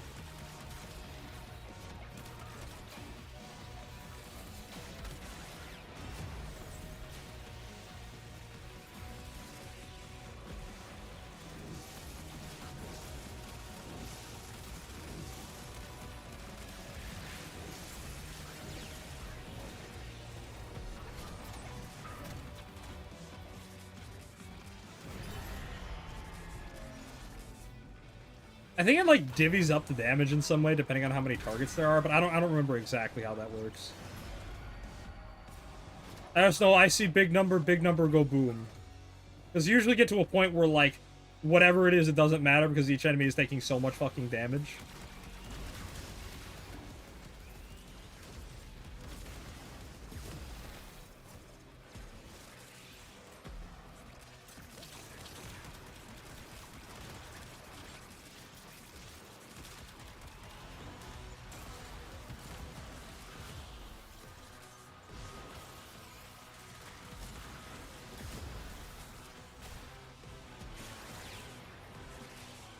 Well, that guy didn't die.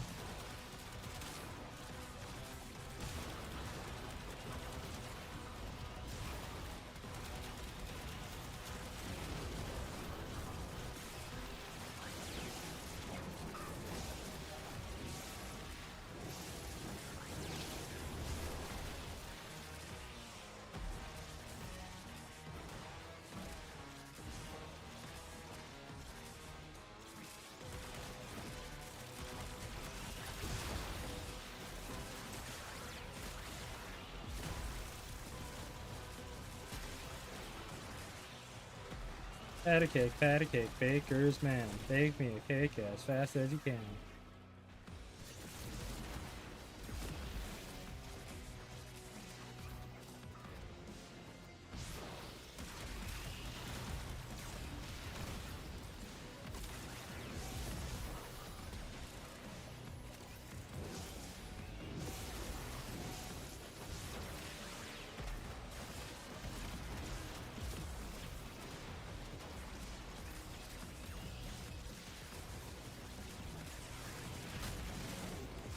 I love using the explosion just to, like, fuck this guy in particular, you know?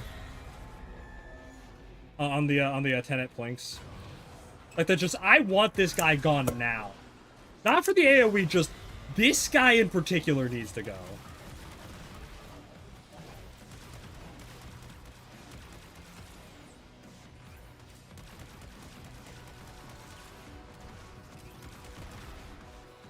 Am I in, like, a laggy lobby? It feels like I am.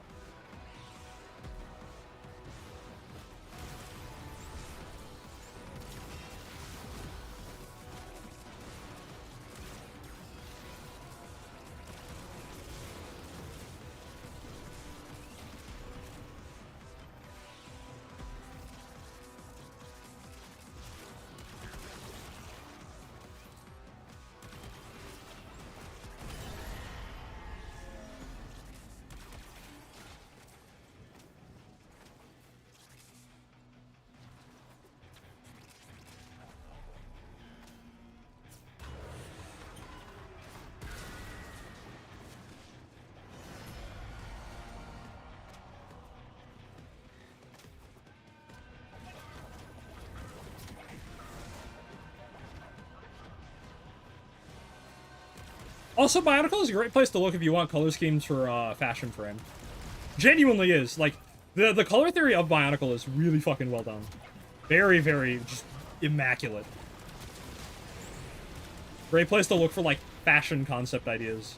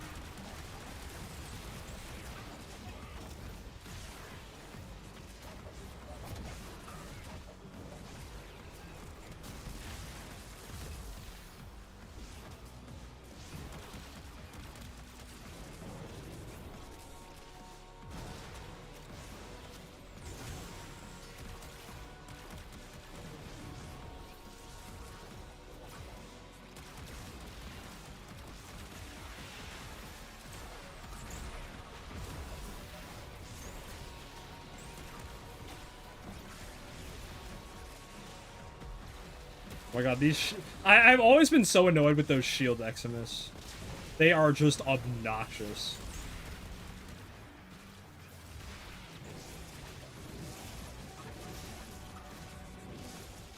I really need a better subsume on Equinox. Maybe I should get Omamori on her. I feel like that actually might be a worthwhile investment.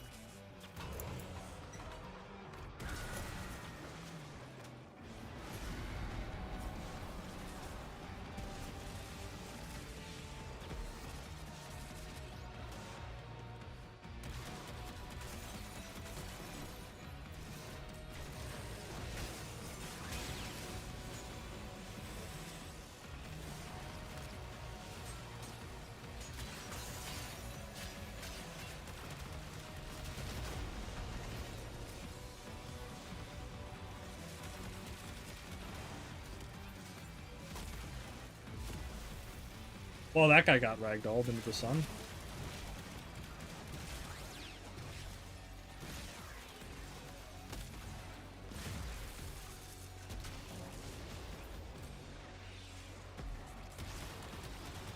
What the fuck is up with this guy?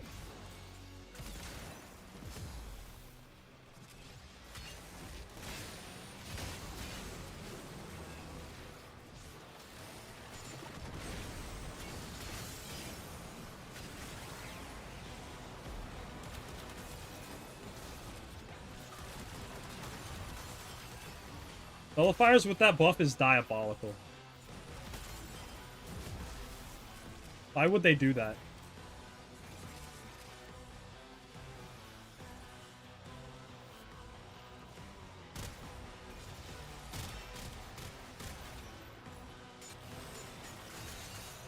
Also, you know what, Azure? Once we get to layer 6, I'm probably gonna back out of the squad and fix my weapons here. Because I do need to form this this here still. Maybe tweak Equinox. Equinox, if you will.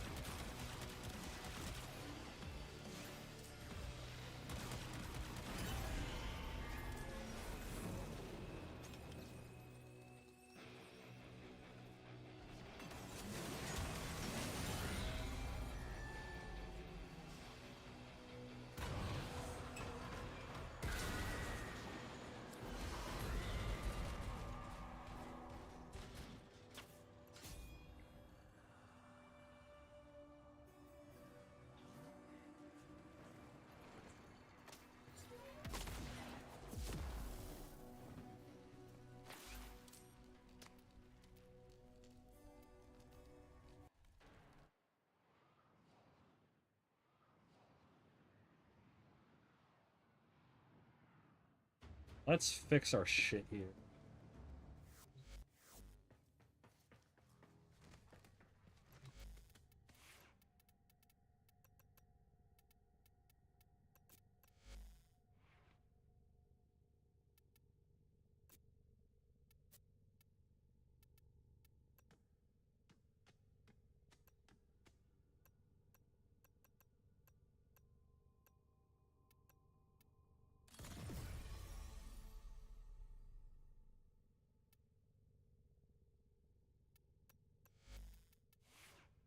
I do want to, like, try and make this thing good. Or at least, like, usable, you know? Let's go fix an Equinox here. Get them.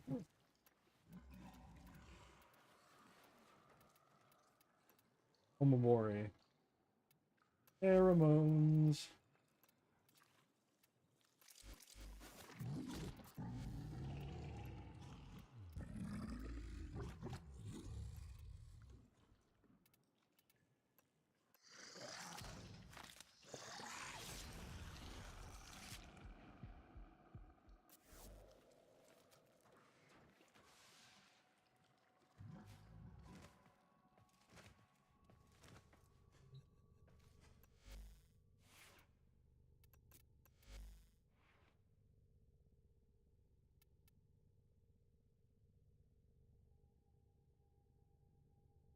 Yeah, I have range where it needs to be. I don't think I need anything else.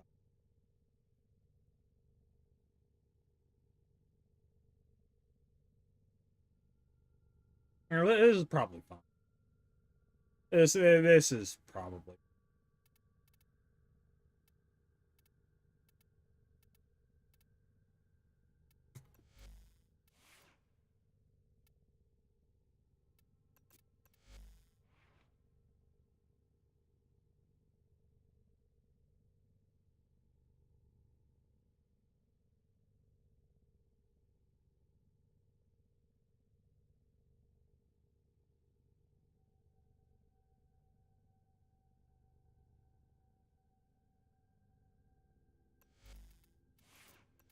What is this? This is this build. Okay. 1 billion damage. Damage, cold, crit damage. 9x crit damage. Fuck you. Die.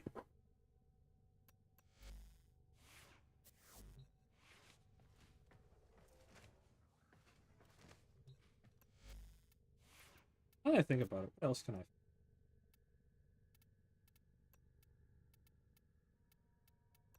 A bum ass.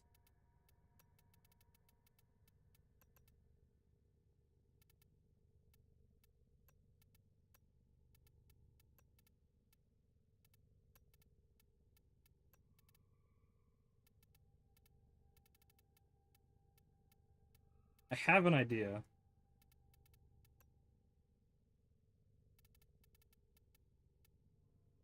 I have an idea.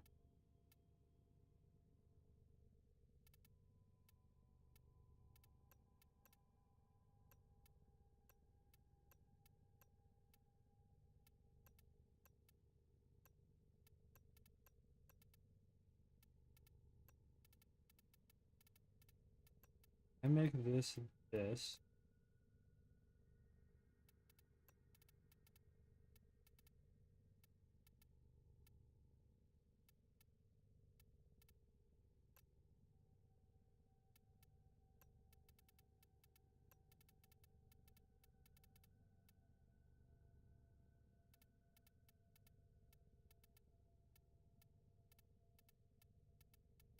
It needs to be so. It needs to be gold, but like subdued.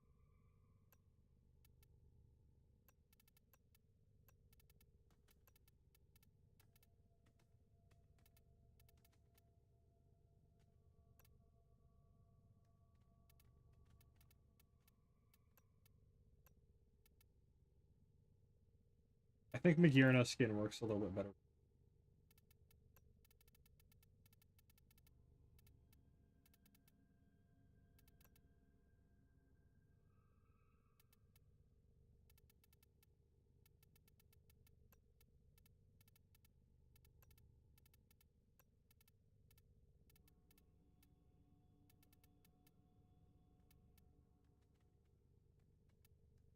Hmm.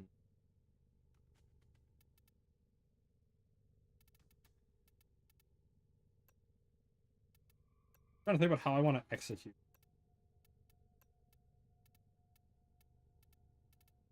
Where's Swamp Pal? Look at this dog shit. What a nice palette, by the way, chat. I feel so bad for anyone who didn't pick this up when it was available. This is a godly palette. So much just, like, good, like, muted browns and greens that are so nice for just, like, subtlety.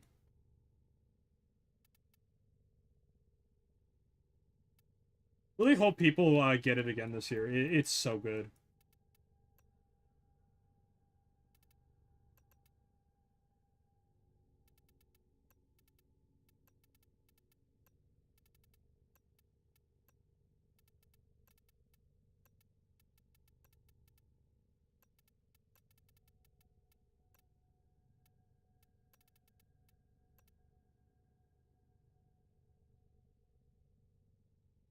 Now we're getting somewhere.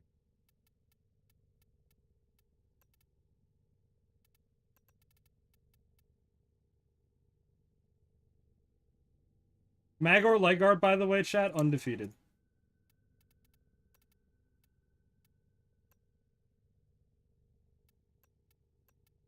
But I love this ability to customize them at the same time. It really helps you get a better feel for what something looks like.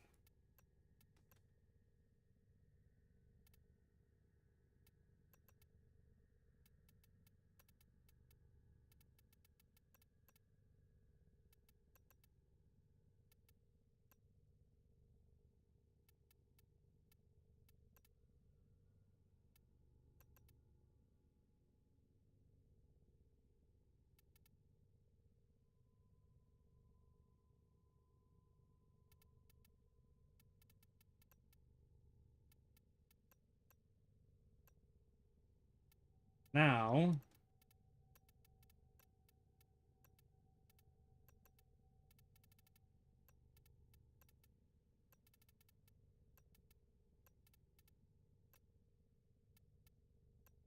what? This color.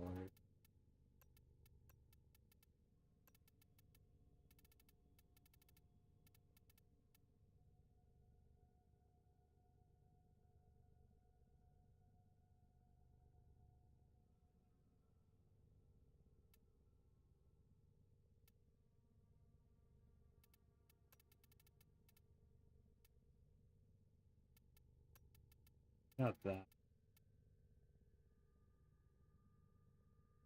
Wish it covered some of the metal bits a little bit more equally.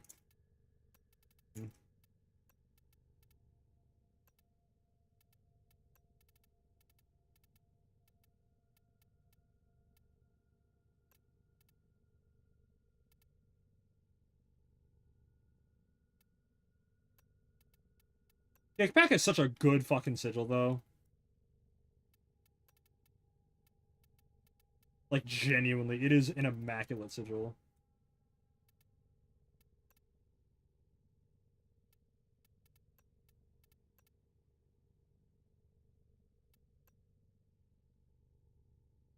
Also, I wish the Kaminaria ephemera didn't have this weird, like, reddish tint to it if you colored it gold. That shit kills it on so many Warframes, it's not even funny. Like, this is so obnoxiously noticeable.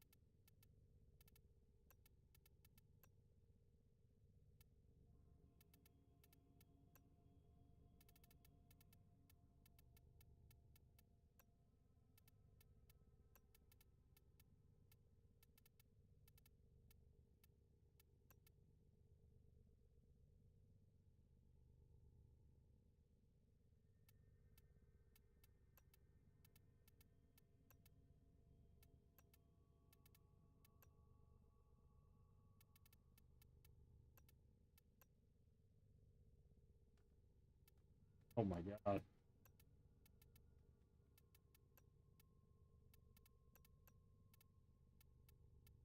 What was the other ephemera that we got from the Folly event? Was this one, Lift Balloon? 99 Lift Balloons. Ah, this one.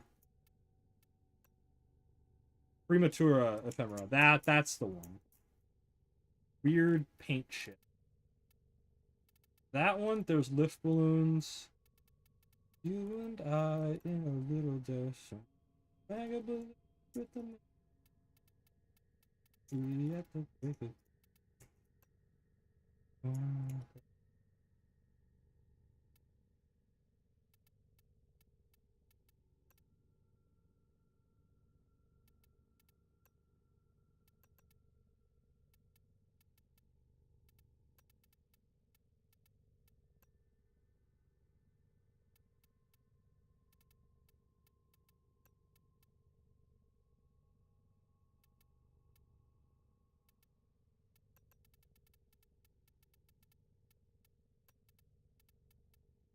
Does the helmet look better with this?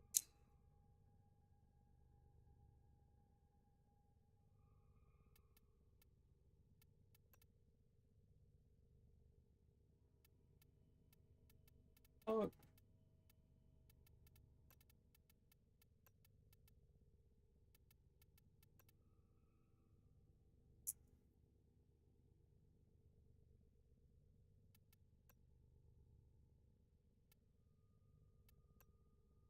alright, they got this helmet, lady. Why does that look like dog shit? Oh my god, it's so tiny on her body. What the fuck? I hate that. That's terrible.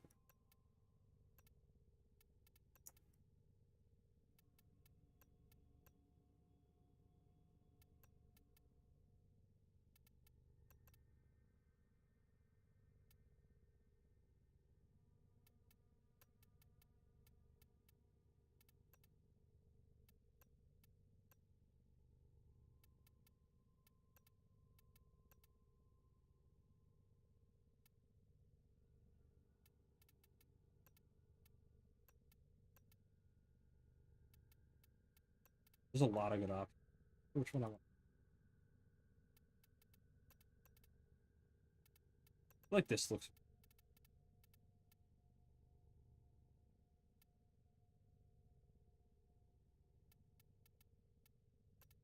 Because we gotta choose the right ephemera, though.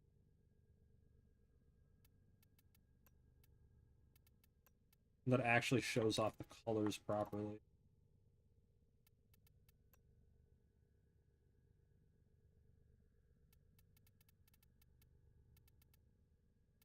Maybe if I first the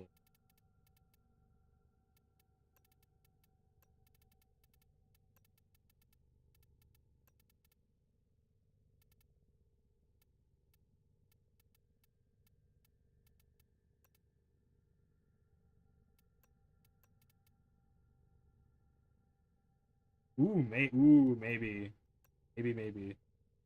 I really wish this would work, but it.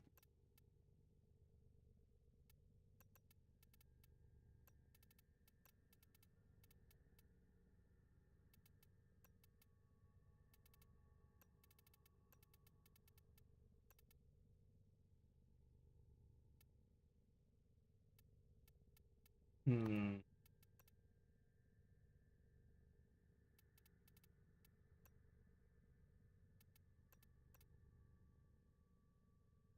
Maybe. First time in recorded history that this ephemera gets maybe.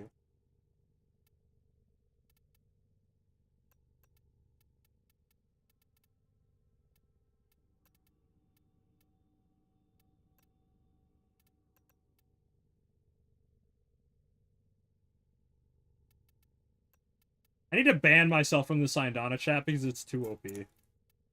It's genuinely too good of a Syandana.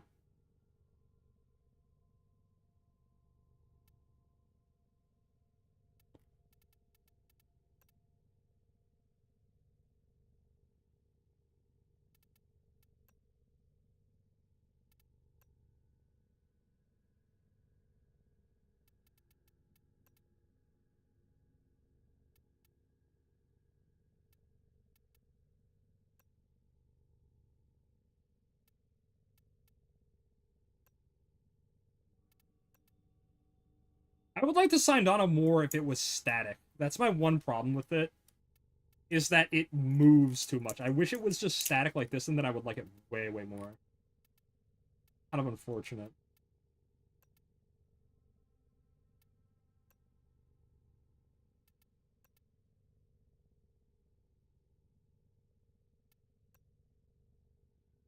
aura farming.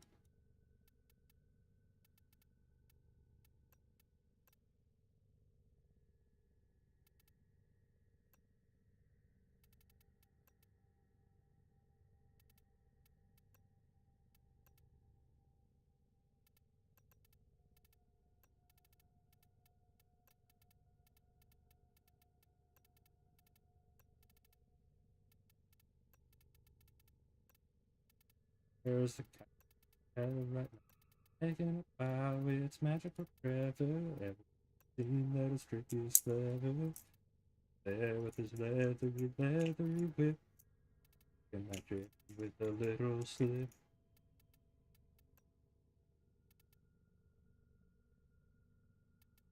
I feel like I'm almost there. I just need to find the right Sandana at a time.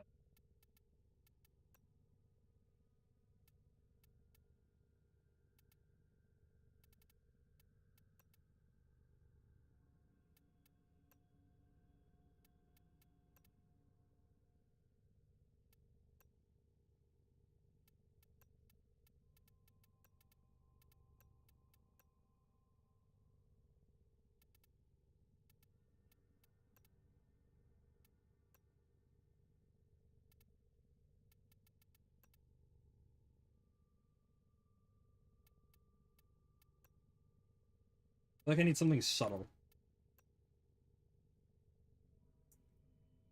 I think we could go with this. So this is kind of a class. Could go with that.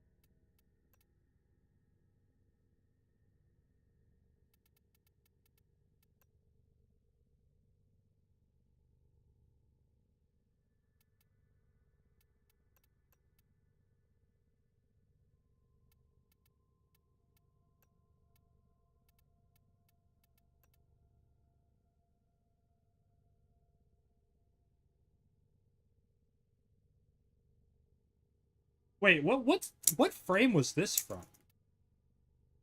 Triotic Prime.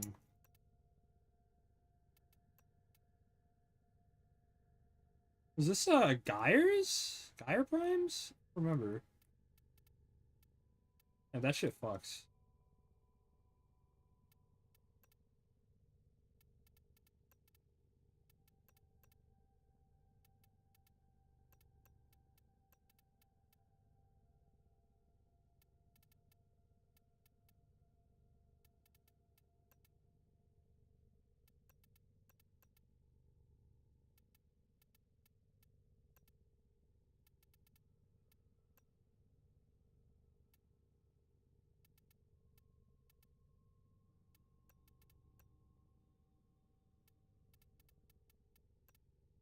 I feel like this is too much.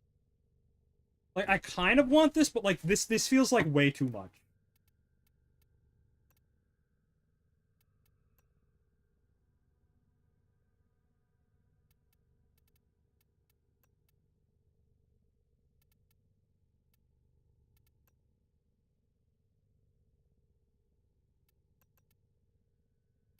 Maybe this works.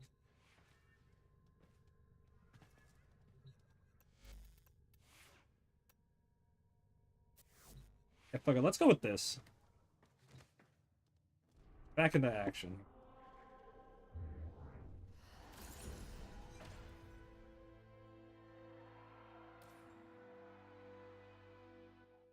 Fashion lunch break is what we're doing.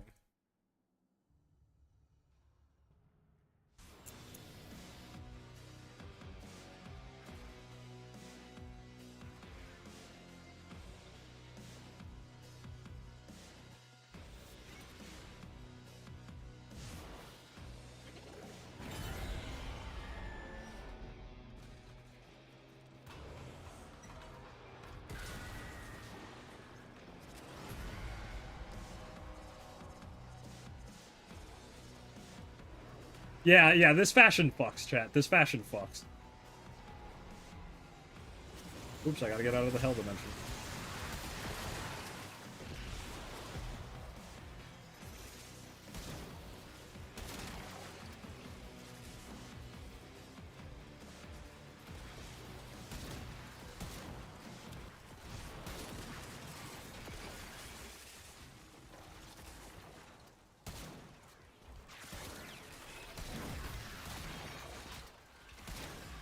You gotta love how chunky the Shakur is. Tupac Shakur.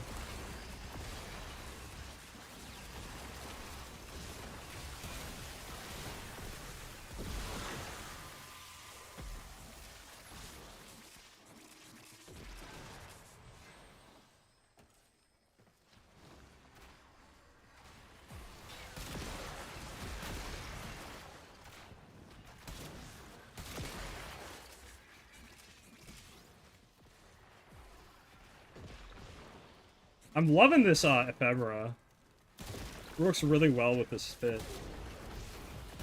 Purple and gold, complementary colors, accent colors, I don't know what the fuck you call it. There's this whole fucking color wheel theory bullshit.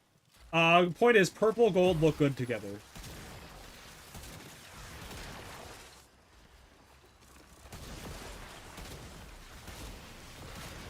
Why am I taking health damage? What the fuck is causing that?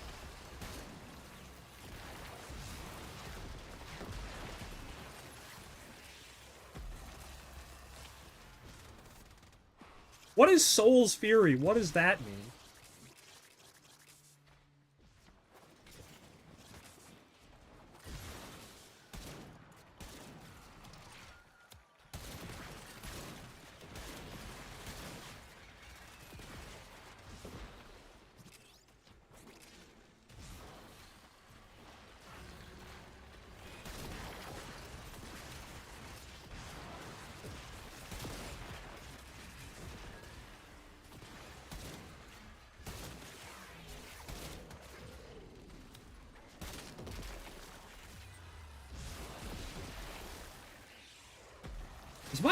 Am I doing crit damage?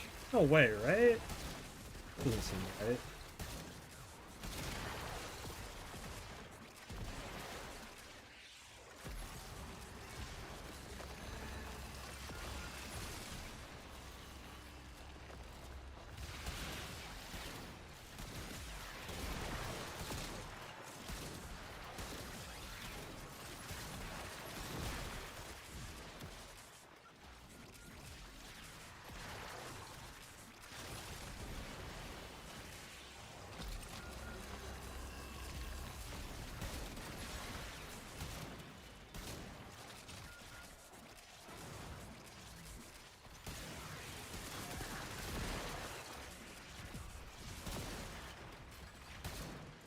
You know, I really wish that there was an arcane for Ranger's Reload, chat. Ranger's Reload is a decree from Duviri that just says, on roll, reload the equipped weapon. I genuinely wish that was like a mod or an arcane or something. I would love that so much. I think that giving us the ability to like buff our reloads and stuff is something that's really underrated. Like, just like general quality of life feelings like that would honestly go a long way.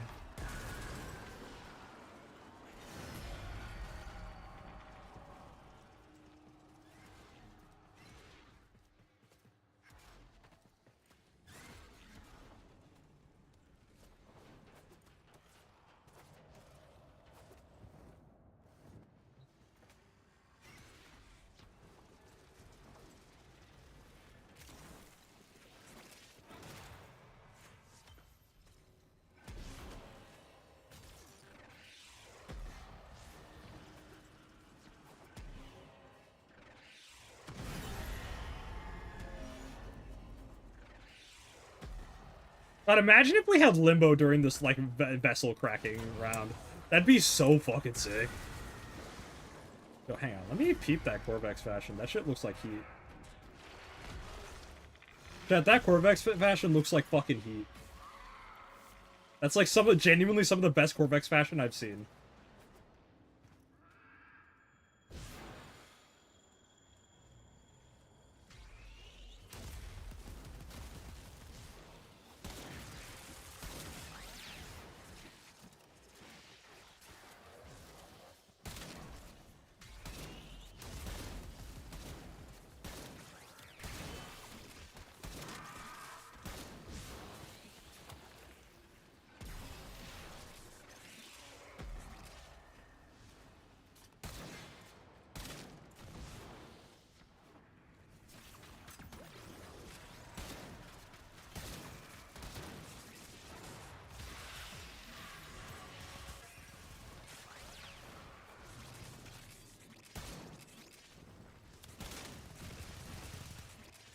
You know, I just wish that, like, I think one of my biggest problems with Corvex, as a default, is that his ankles look so skinny.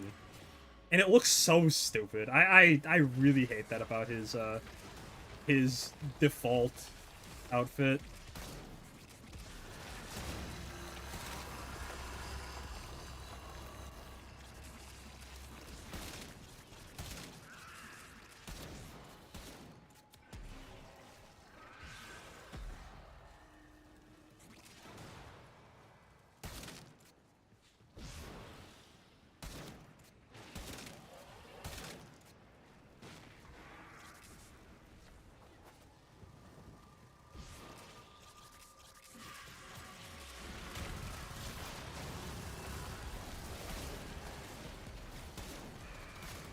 Alright, we get Mesa Heirloom soon, too.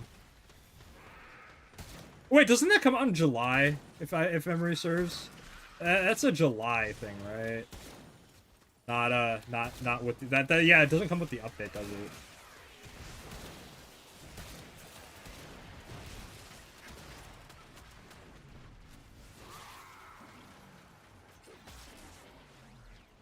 Wonder why it's delayed, because when they showed it on stream, it looked very finished. Honestly, quite strange.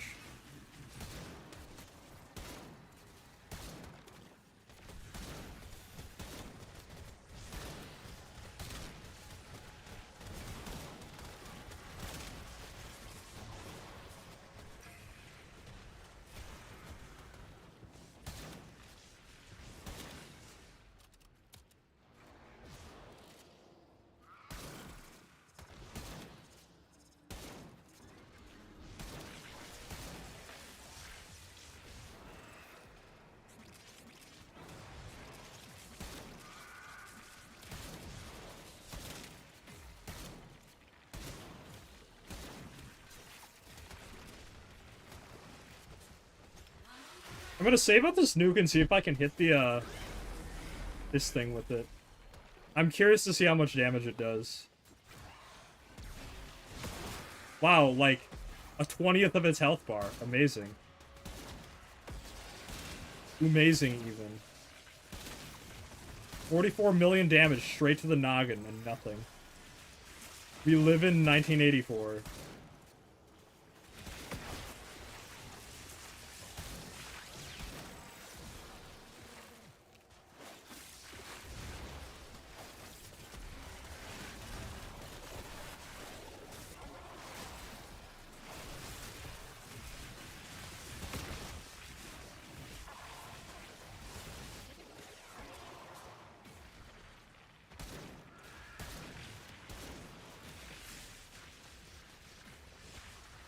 Pacify slows enemies down, right?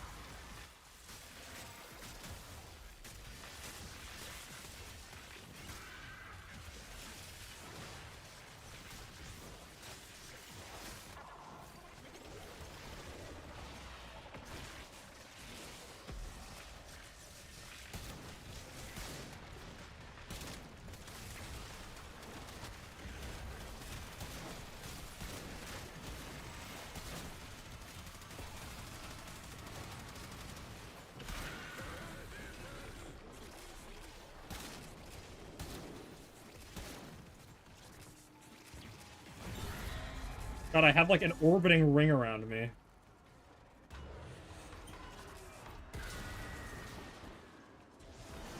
Call me fucking Saturn.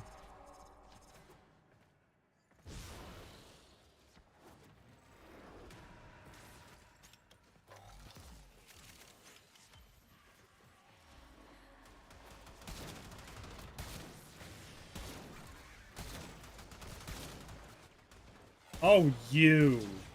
Arbitration drones. Get out of here.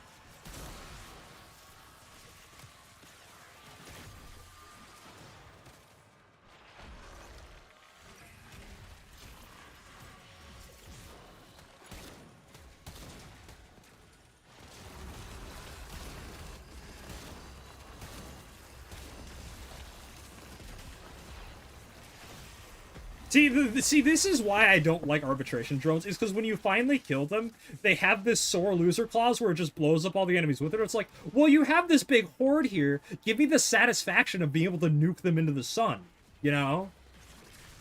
That's what always bugged me about them.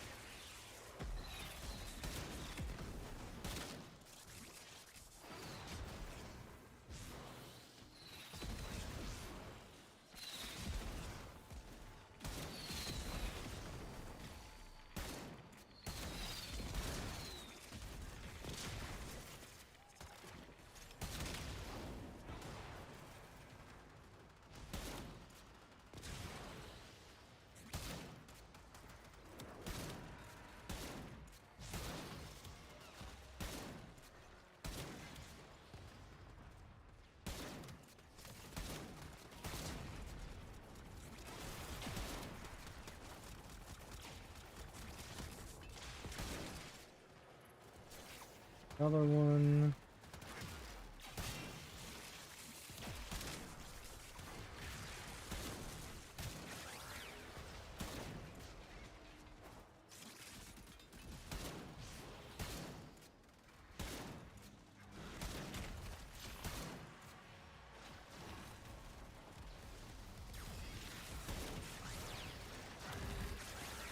I like how this gun almost has like a bolt action to it. I'm really a fan of that.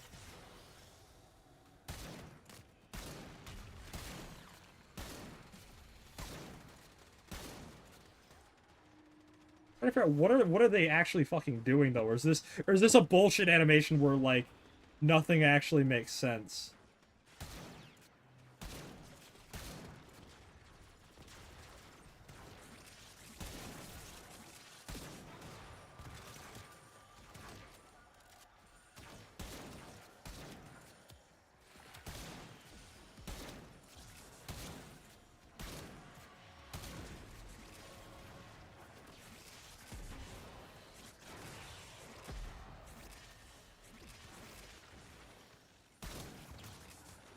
There's the guy.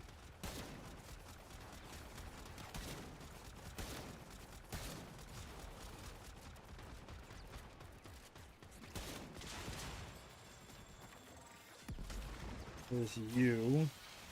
Affected by 5 trillion drones. What an annoying combination. Holy shit. This is just awful.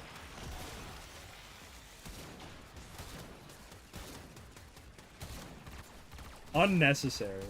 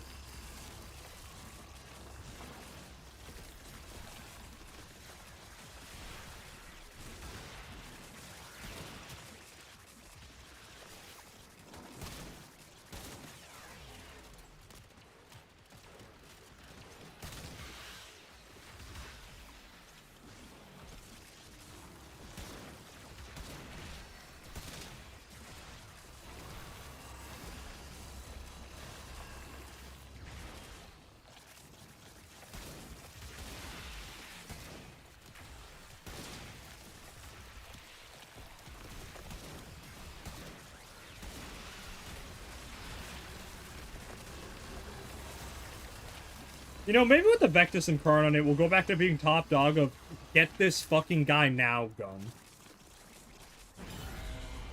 Because right now, Chakura is kind of king of single target. As far as, like, semi-auto single target, I should say. Because the Synapse exists, you know? And, like, not much you can really compete with there.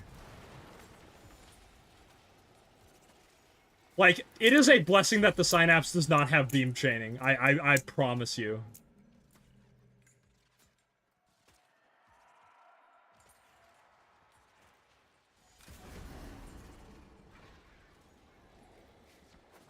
$177 million nukes sitting in my pocket, by the way.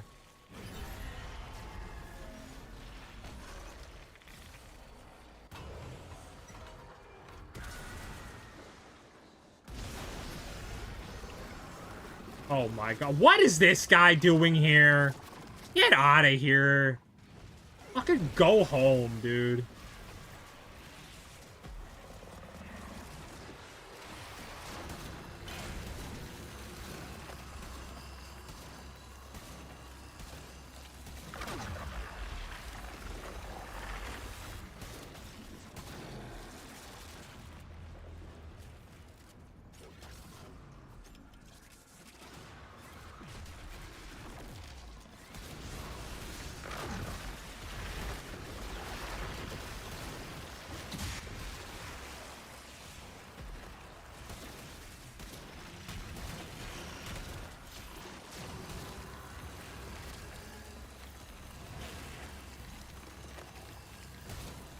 I don't think that beam works very well, buddy.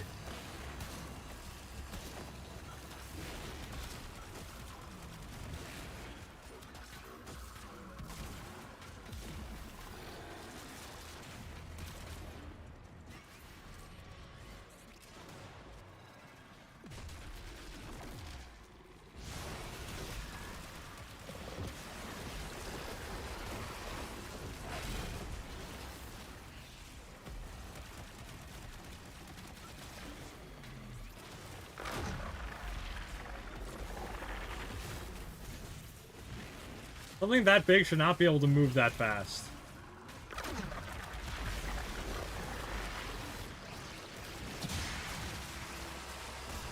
In my humble opinion.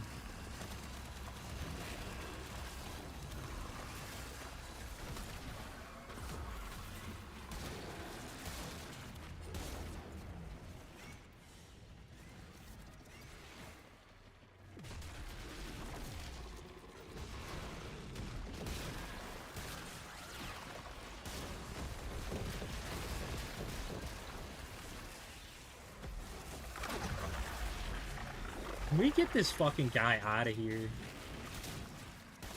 Go home. You don't belong here.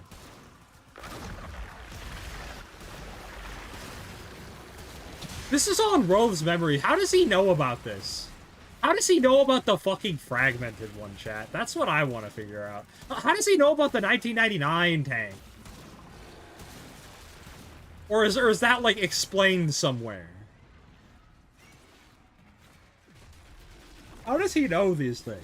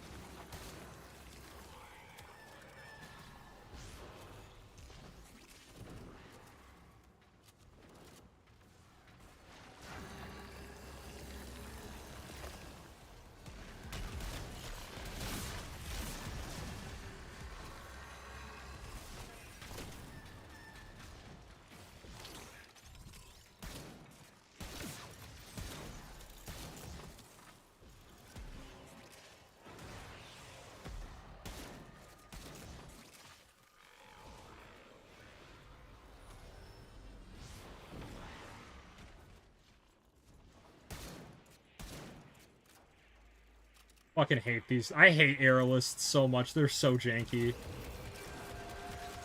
Like, actually trying to, like, hit their weak points is fucking impossible. I swear. Because you can't hit with AoE, you have to hit them with the bullet. Which is quite irritating on it.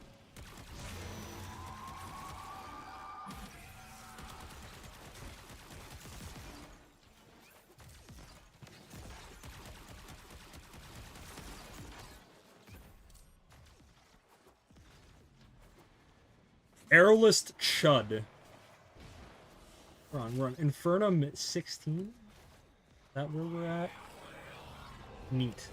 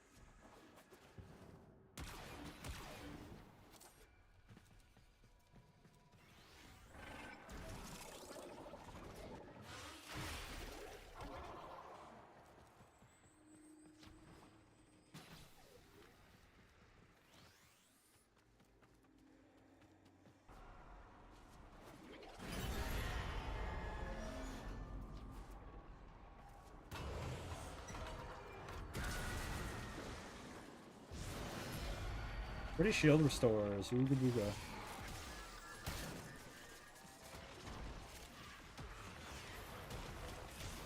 Yeah, Equinox just has, like, in-kit, like, By the way, chat, that's another thing that Equinox has slept on about. She just has, like, in-kit damage reduction in Night form, and no one seems to give a shit. Like, isn't that magical? Like, I'm pretty sure her fucking 3 is just straight-up damage reduction in Night form, unless I'm, like, incorrect or something. She just has that. Here, let me check. How much is it?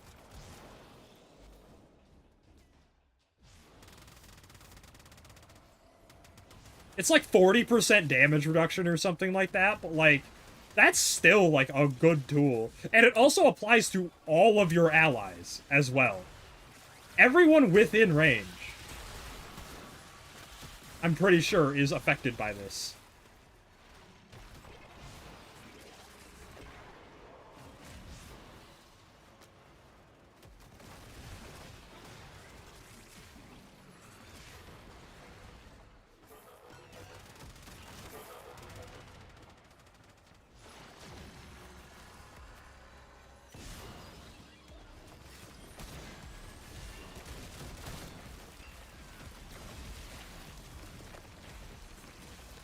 I think if I were to rework Equinox though, I would just make it damage reduction instead of reducing enemy damage.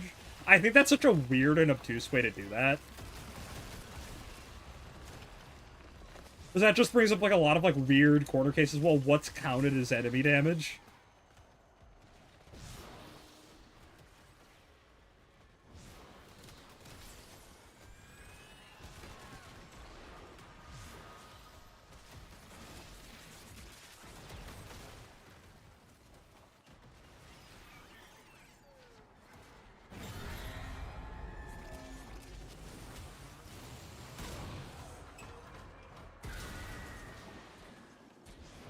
But the thing is, it's all the other thing is though is that it's channeled damage reduction.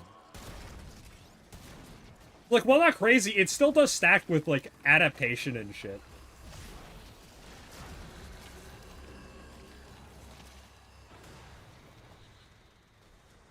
Which is pretty crazy. I need to check what I have for shards in this build. I actually have no idea. I might try like sneak like a power strength in there.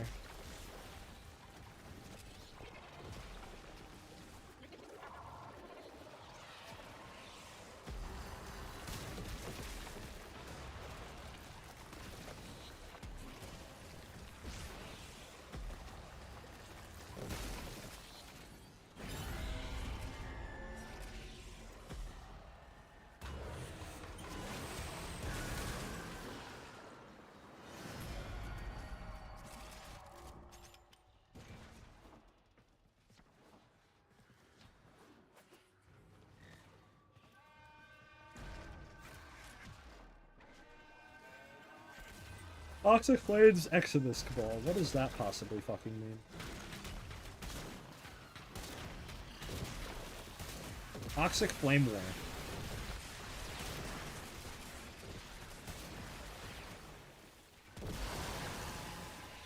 Nice defense wave, idiot.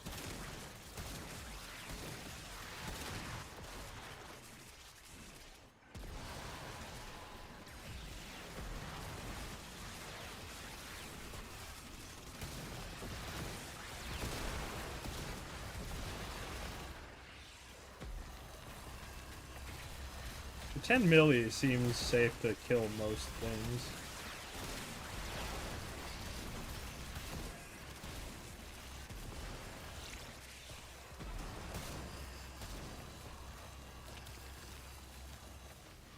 God, this reload's so slow.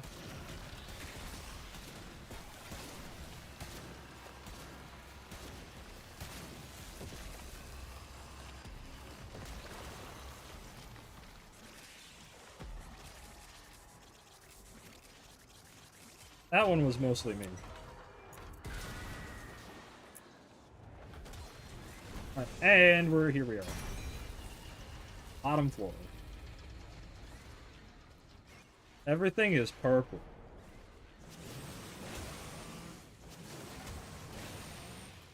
I'm like a star, you can't stop my time. I'm Lemon Cloud City, my head's in I'm hot so long. Oh, what a terrible parody. Really awful.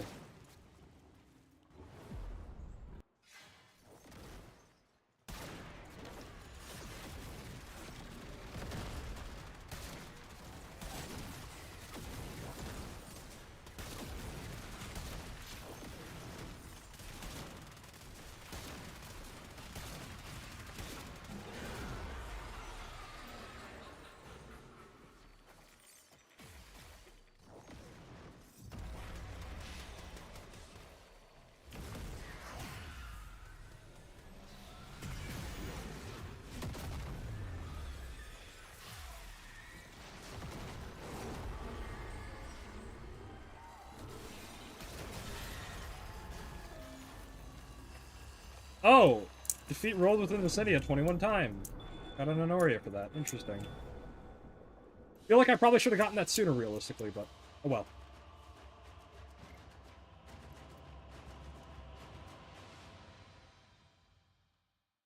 Yeah, let's look at our build here. No, I'm not quite satisfied. Something don't feel right. I don't know how much of a fan I am of.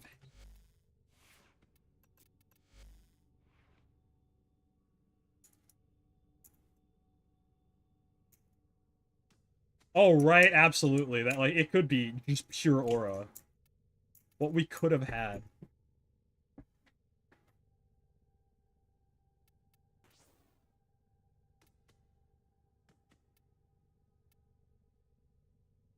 That's what we put in here.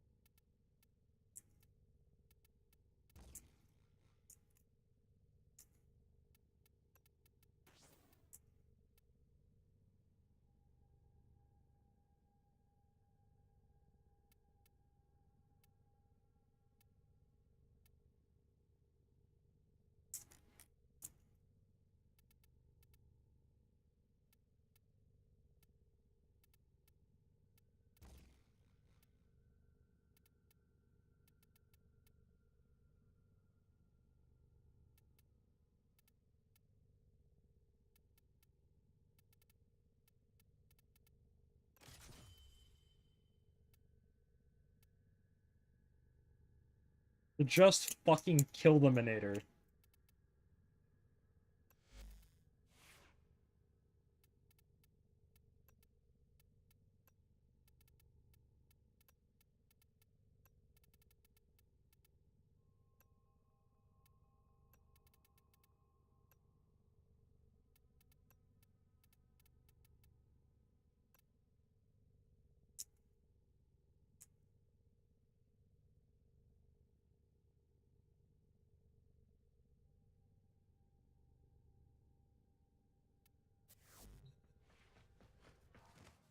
Oh, that's out of the way. Go shove this in a... in a simulacrum and take a peep tease at it, see if it actually performs how I like.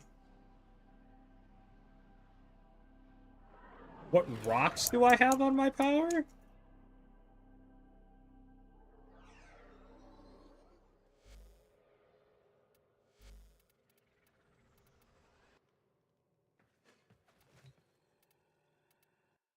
Oh, you mean Tau shards. Right. Hang on.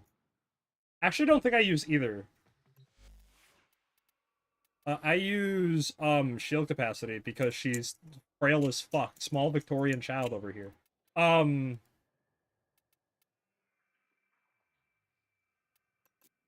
no, because the thing is that the way that Equinox works, chat.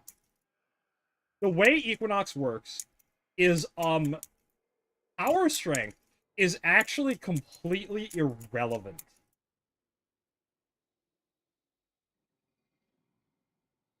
I don't know why I have Umbral Intensify on here, actually. That's a good question, me. What am I fucking doing? What am I even using that for again? Oh, right, I was using it for Harrows. That's not necessary. Or something? Maybe.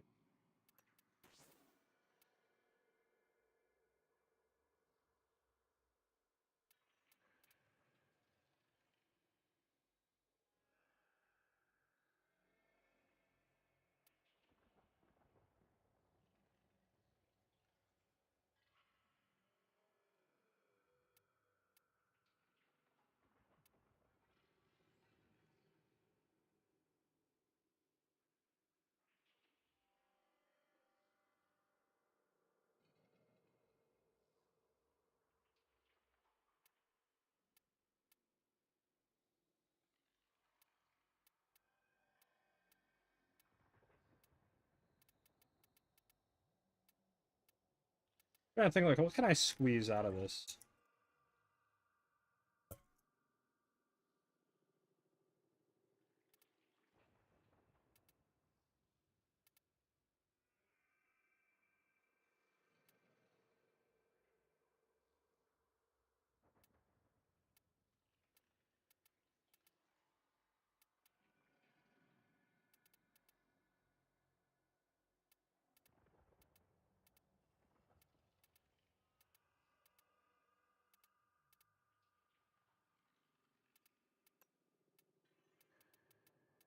You know what, maybe just do this. Fuck it.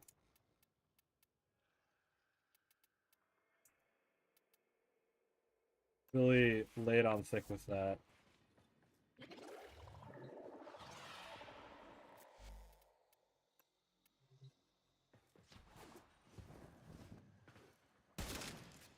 Yeah, there we go.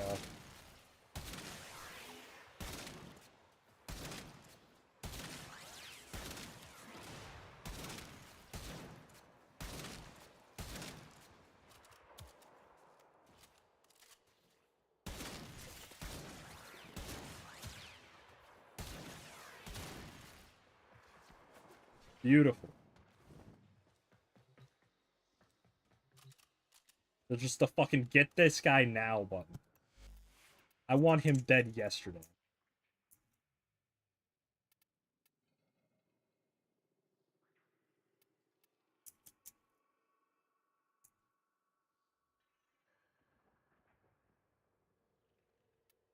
Rack, what do you even mean by that? What is that saying?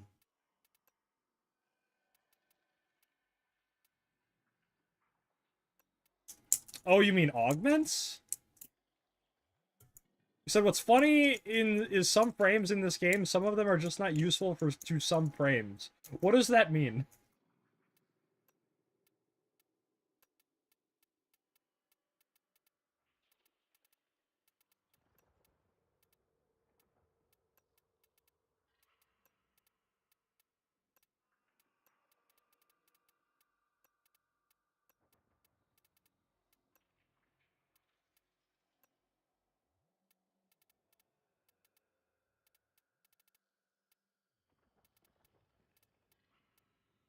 Hide it back there, smile.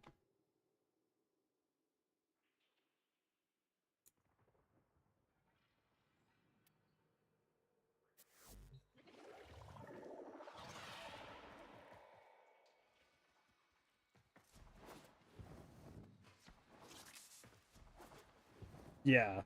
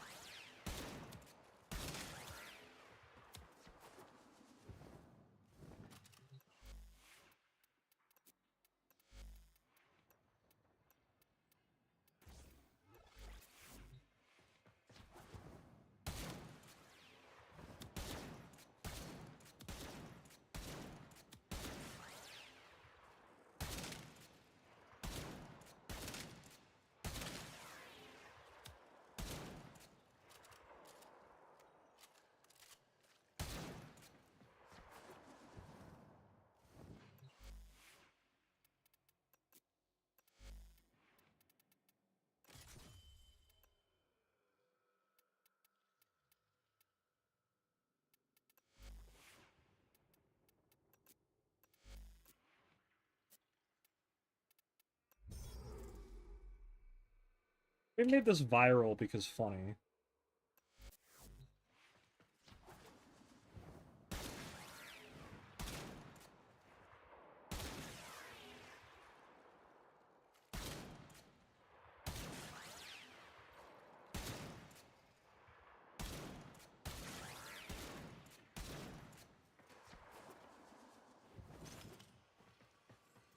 You know, I really, really hope that we get the Tiger's Prime sooner rather than later.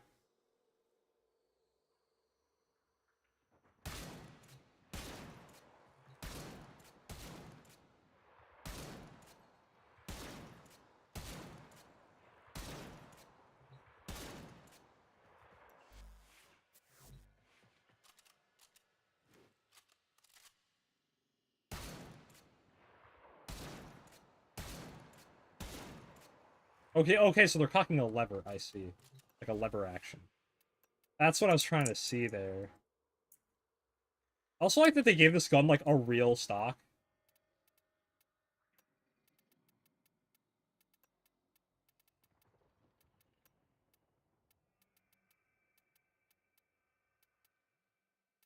I wasn't trying to build anything particular, I was just kind of trying to refine it.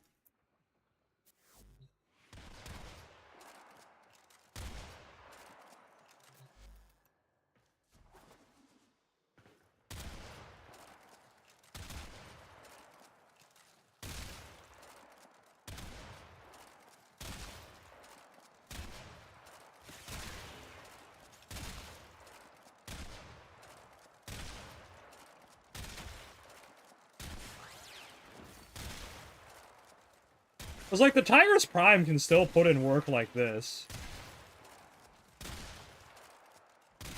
Like, it still has some power to it. But it's just not what it used to be. Like, I want to shoot this, and I want them, like, fucking misted on that hit. You know? It's the Tiger's fucking Prime. It deserves a little bit better, I think.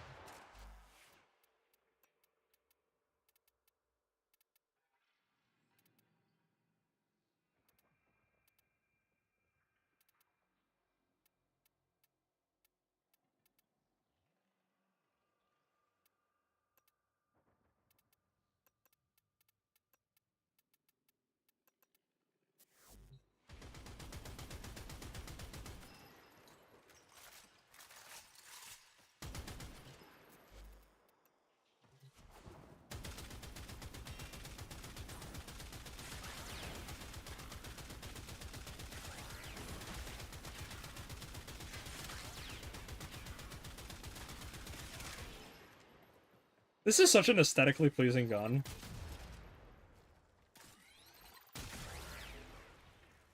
Oh my god.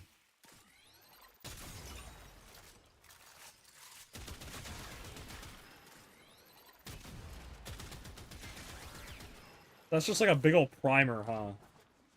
Neat.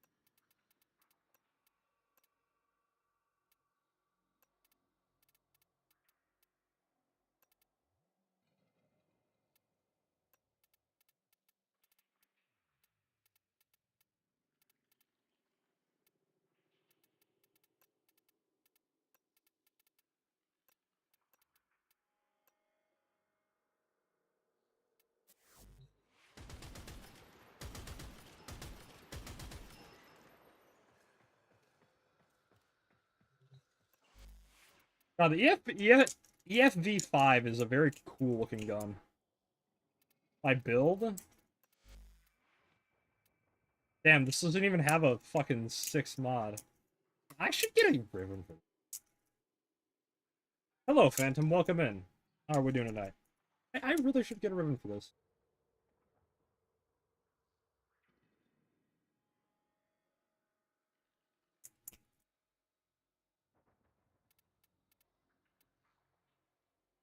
Chad, how about we do some gambling? Do I have Bob on? Yes, I do. What about him? Made him look like a Helldiver, because that's what he is.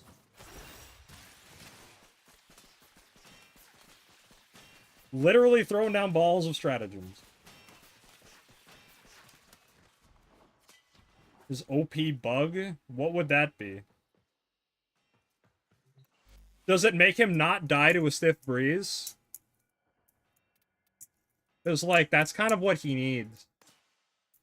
I don't care how much damage he does if he's, like, has no inbuilt protection. Vector pad buffs stack? Hmm.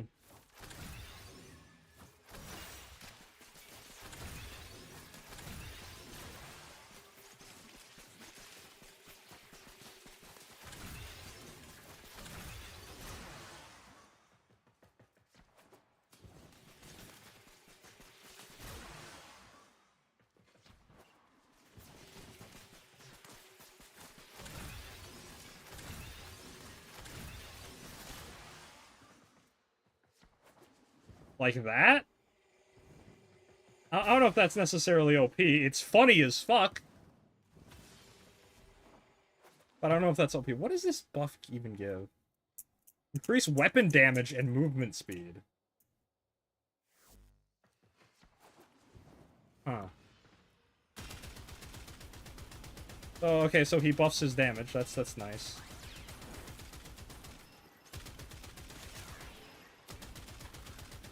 I mean, I wouldn't call that OP. It just seems like a feature of his kit, really.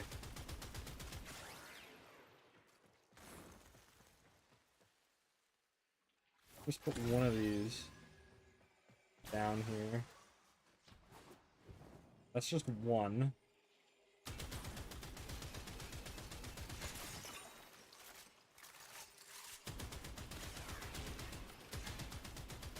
Okay.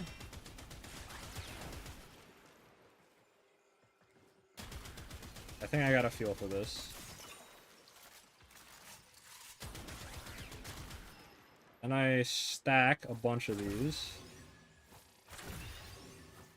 into the wall so I don't go flying away here.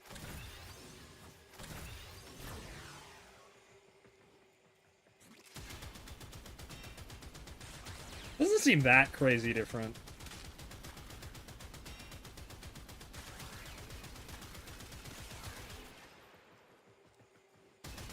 Like it's definitely like a significant buff, but I wouldn't say this is anything like game breaking. Especially when like his other abilities actually can kill. Cause like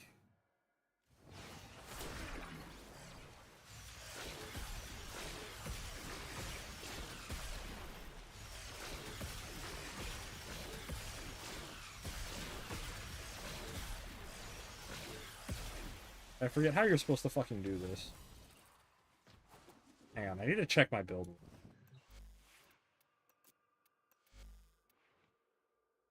What's I doing with this? Oh no, I need the augment.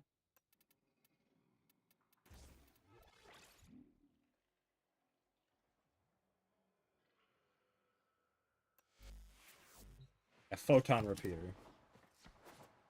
How much power strength do I have? I like 200 some. That's what I was missing. Yeah, like when he can do this with his abilities.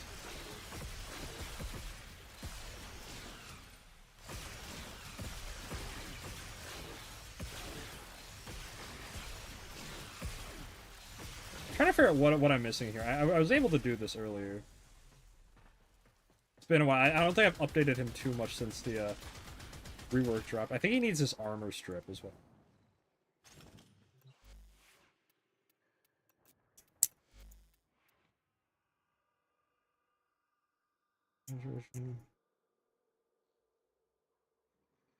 Oh right, you needed them in Bastille. That's right. That's right. That's right.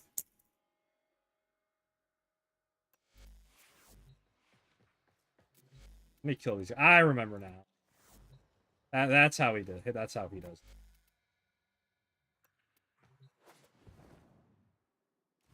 You start with Bastille and armor strip them. Cook until ripe, and then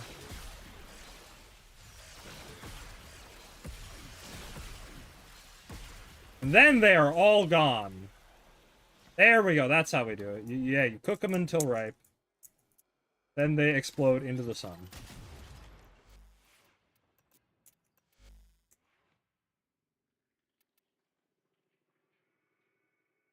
Probably get some more power strength into this, honestly. What I think he needs.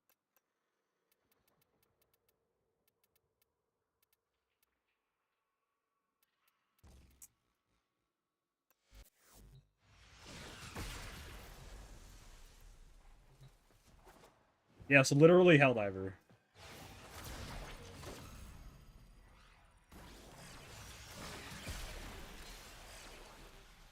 Oops, I forgot to do the Bastille first.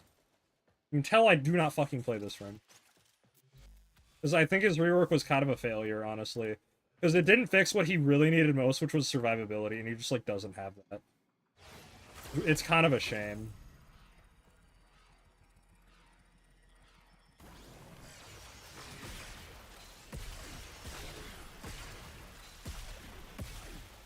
Yeah, just it eviscerates them from the face of the earth. They're just gone. You do it right. So it's like why do the silly gun stuff when you can just kind of do that? You know?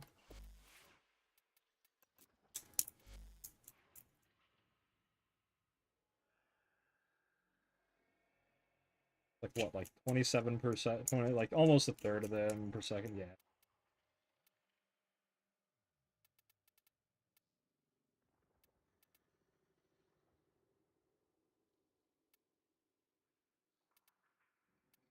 What if he can use any of these?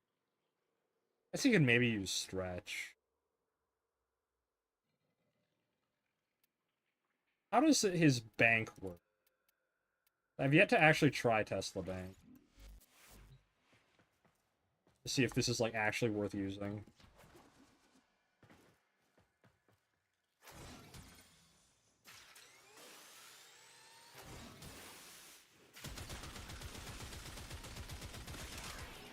Oh, I see. Just kind of, like, releases... I see, so when you kill one...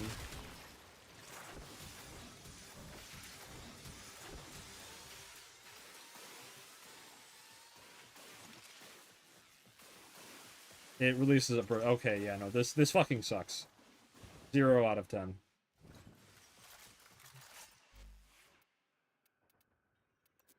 Photon repeater's better.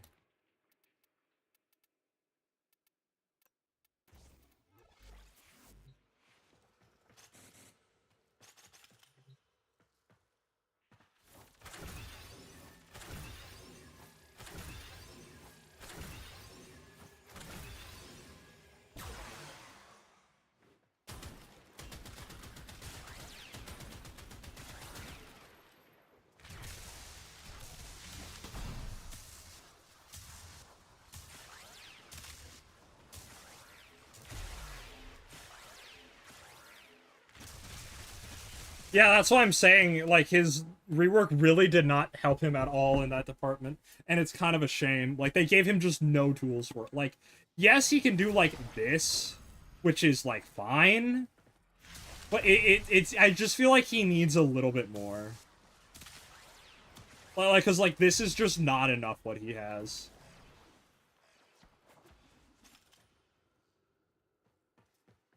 It's like, yeah, it gets everyone in the Bastille, but like, oh, it step out of it, and then you just get shot to death. And he just doesn't have the DR, he has no, like... He got no tricks up his sleeve, he's not like Uriel who can just press 3 and immediately get back to full health. He just doesn't really have much outside of just, oh, Bastille CC. Granted, it is very strong CC, but I just wish there was more to it. Personally.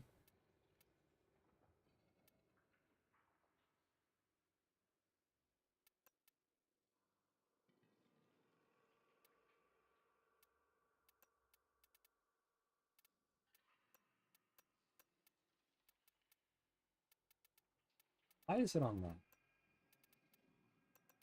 Yeah, let's talk about fucking Nidus, shall we? So oh my god, that is disgusting. So the current state of Nidus is that, like, this takes forever to spam cast, right? And, like, you can see when he does it, like... Here, let's see if I can hit everyone.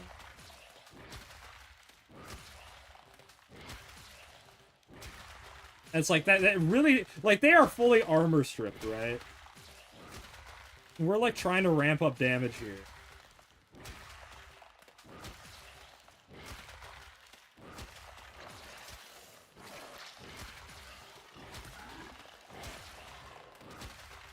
Like, you see how slow and tedious...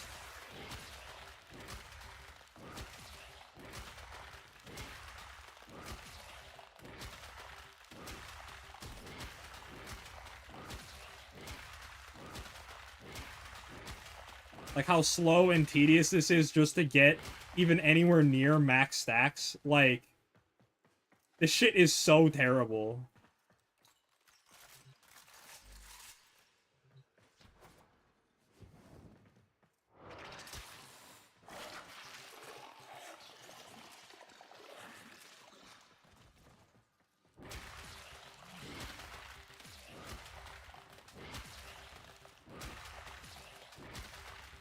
Like, that was something they mentioned in the dev stream route. Now, like, last time is that it's like, oh, he's so slow to, like, build up his stacks, so you have to constantly fucking press it. And, like, sometimes you go so fast that, like, the stack counter you can see right here, like, doesn't quite catch up to how much he's actually getting. Here, if I had to, like, shove it against a wall here...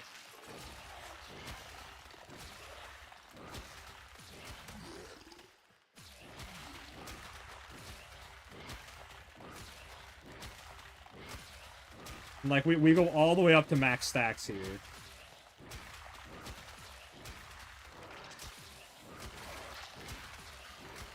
And again, you see that even in a controlled environment where I'm going as fast as possible, how long this fucking takes is just, like, diabolical.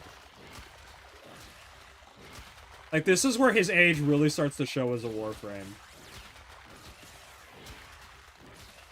I've been spamming this for, like, fucking ever, right? We're almost at max stacks here.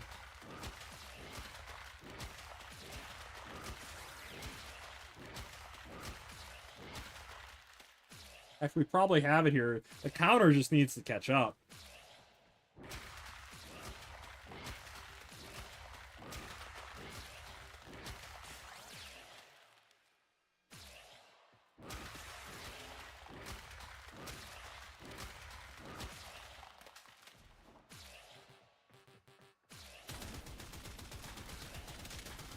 Clear these guys out here.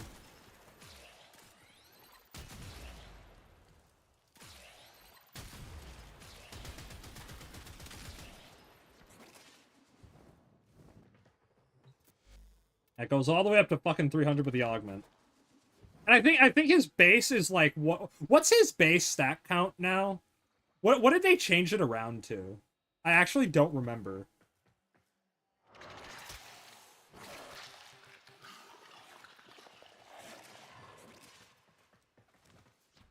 Because I know they buffed his base and they buffed the augment.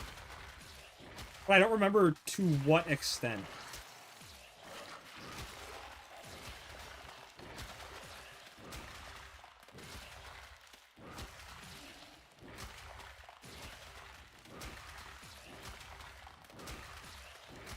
I think the base goes up to what is it, like 200 or something?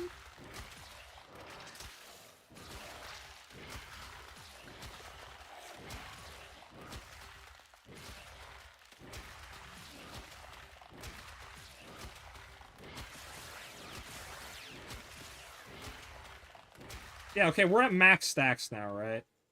So, like, if I throw on Open My Eyes, and, like, I can armor strip now. And it's like, only now does this start to do, like, acceptable damage. And, like, this isn't even, like, one-shotting, Phil. Like, all of this effort in a controlled environment to get a max stacks as fast as possible, right? And, like, that doesn't even one-shot.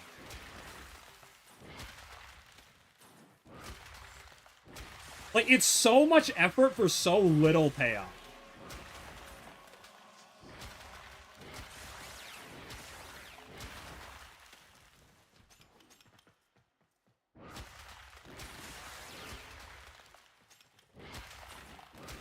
Or rather, so little payoff compared, because, like, this is not bad damage at all, chat. That's the thing, right? Like, this is not at all bad damage. It's just the fact that it requires so much work to get to that point.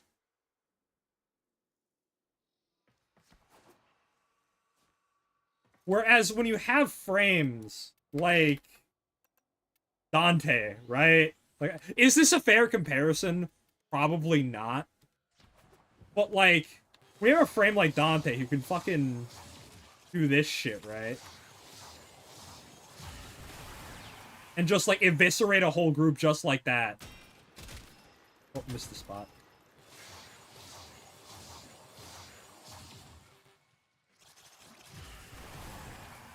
And just cook them. Because they breathe wrong, right? Like...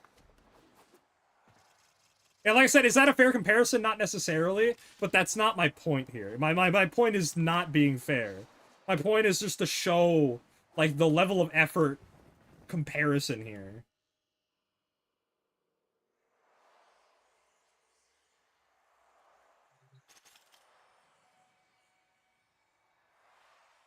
And Nyx, for example, Nyx's assimilate bomb is, like, it's so much less, like, comparative to what it is so much less effort, right? Like yes, it's not necessarily easy to get the bomb up to where you need it to be, because it is a a damage threshold, so you do need to like charge it up. But like relative to what it is, that is a meager cost. Again, same with Uriel as well. Uriel is very similar. Like he's just gotta get his shit up to his max, and then it's like, oops, that's a room nuke, and everyone dies. Whereas Nidus does all that effort, and it's like, oh yeah, you can hit a couple guys for like a third of their health. Like, are we serious? So that's why I'm really hoping that the extra hits from Virulence actually do a good amount of damage and aren't just like completely cucked.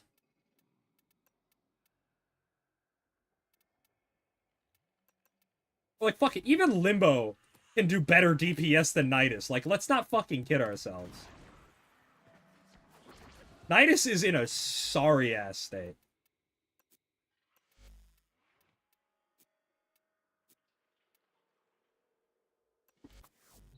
This is the correct setup here.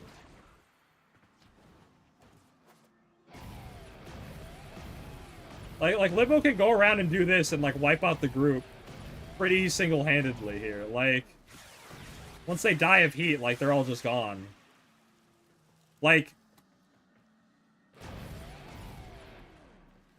Nidus should not be losing to this. Like, come on, dude. It is honestly really pathetic. And it's like, that's one of the things is I hope that they make his damage better, and they make it easier to just hit stuff with said damage. That wasn't also even at full ramp up yet for Limbo either. Like, he still could get 60 more power strength out of it with fucking Molt Augmented. And, like, make that go even faster. So, like, what do you do as a Nidus? What are you supposed to do? You know? That's what I'm saying. I'm really hoping that this rework, like, comes out and clutches it for him. Like I said, I trust Pablo. I trust Pablo, but, like, how much I trust him, that's up for debate.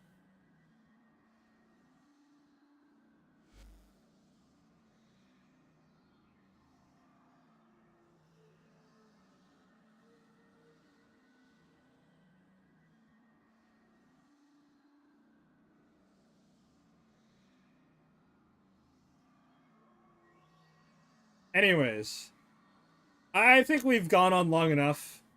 It's quite late, so I think I'm gonna end stream here. I will see you all next week for the update. I'll probably do my regular weeklies like Sunday or Monday, and then do a stream on the day of the update. And, you know, try and get into it immediately then. We'll definitely be in the lab with Nidus.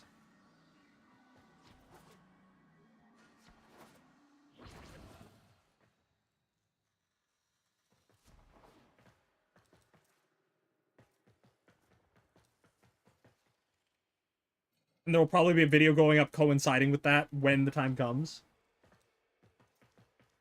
Yes, I will see you all later.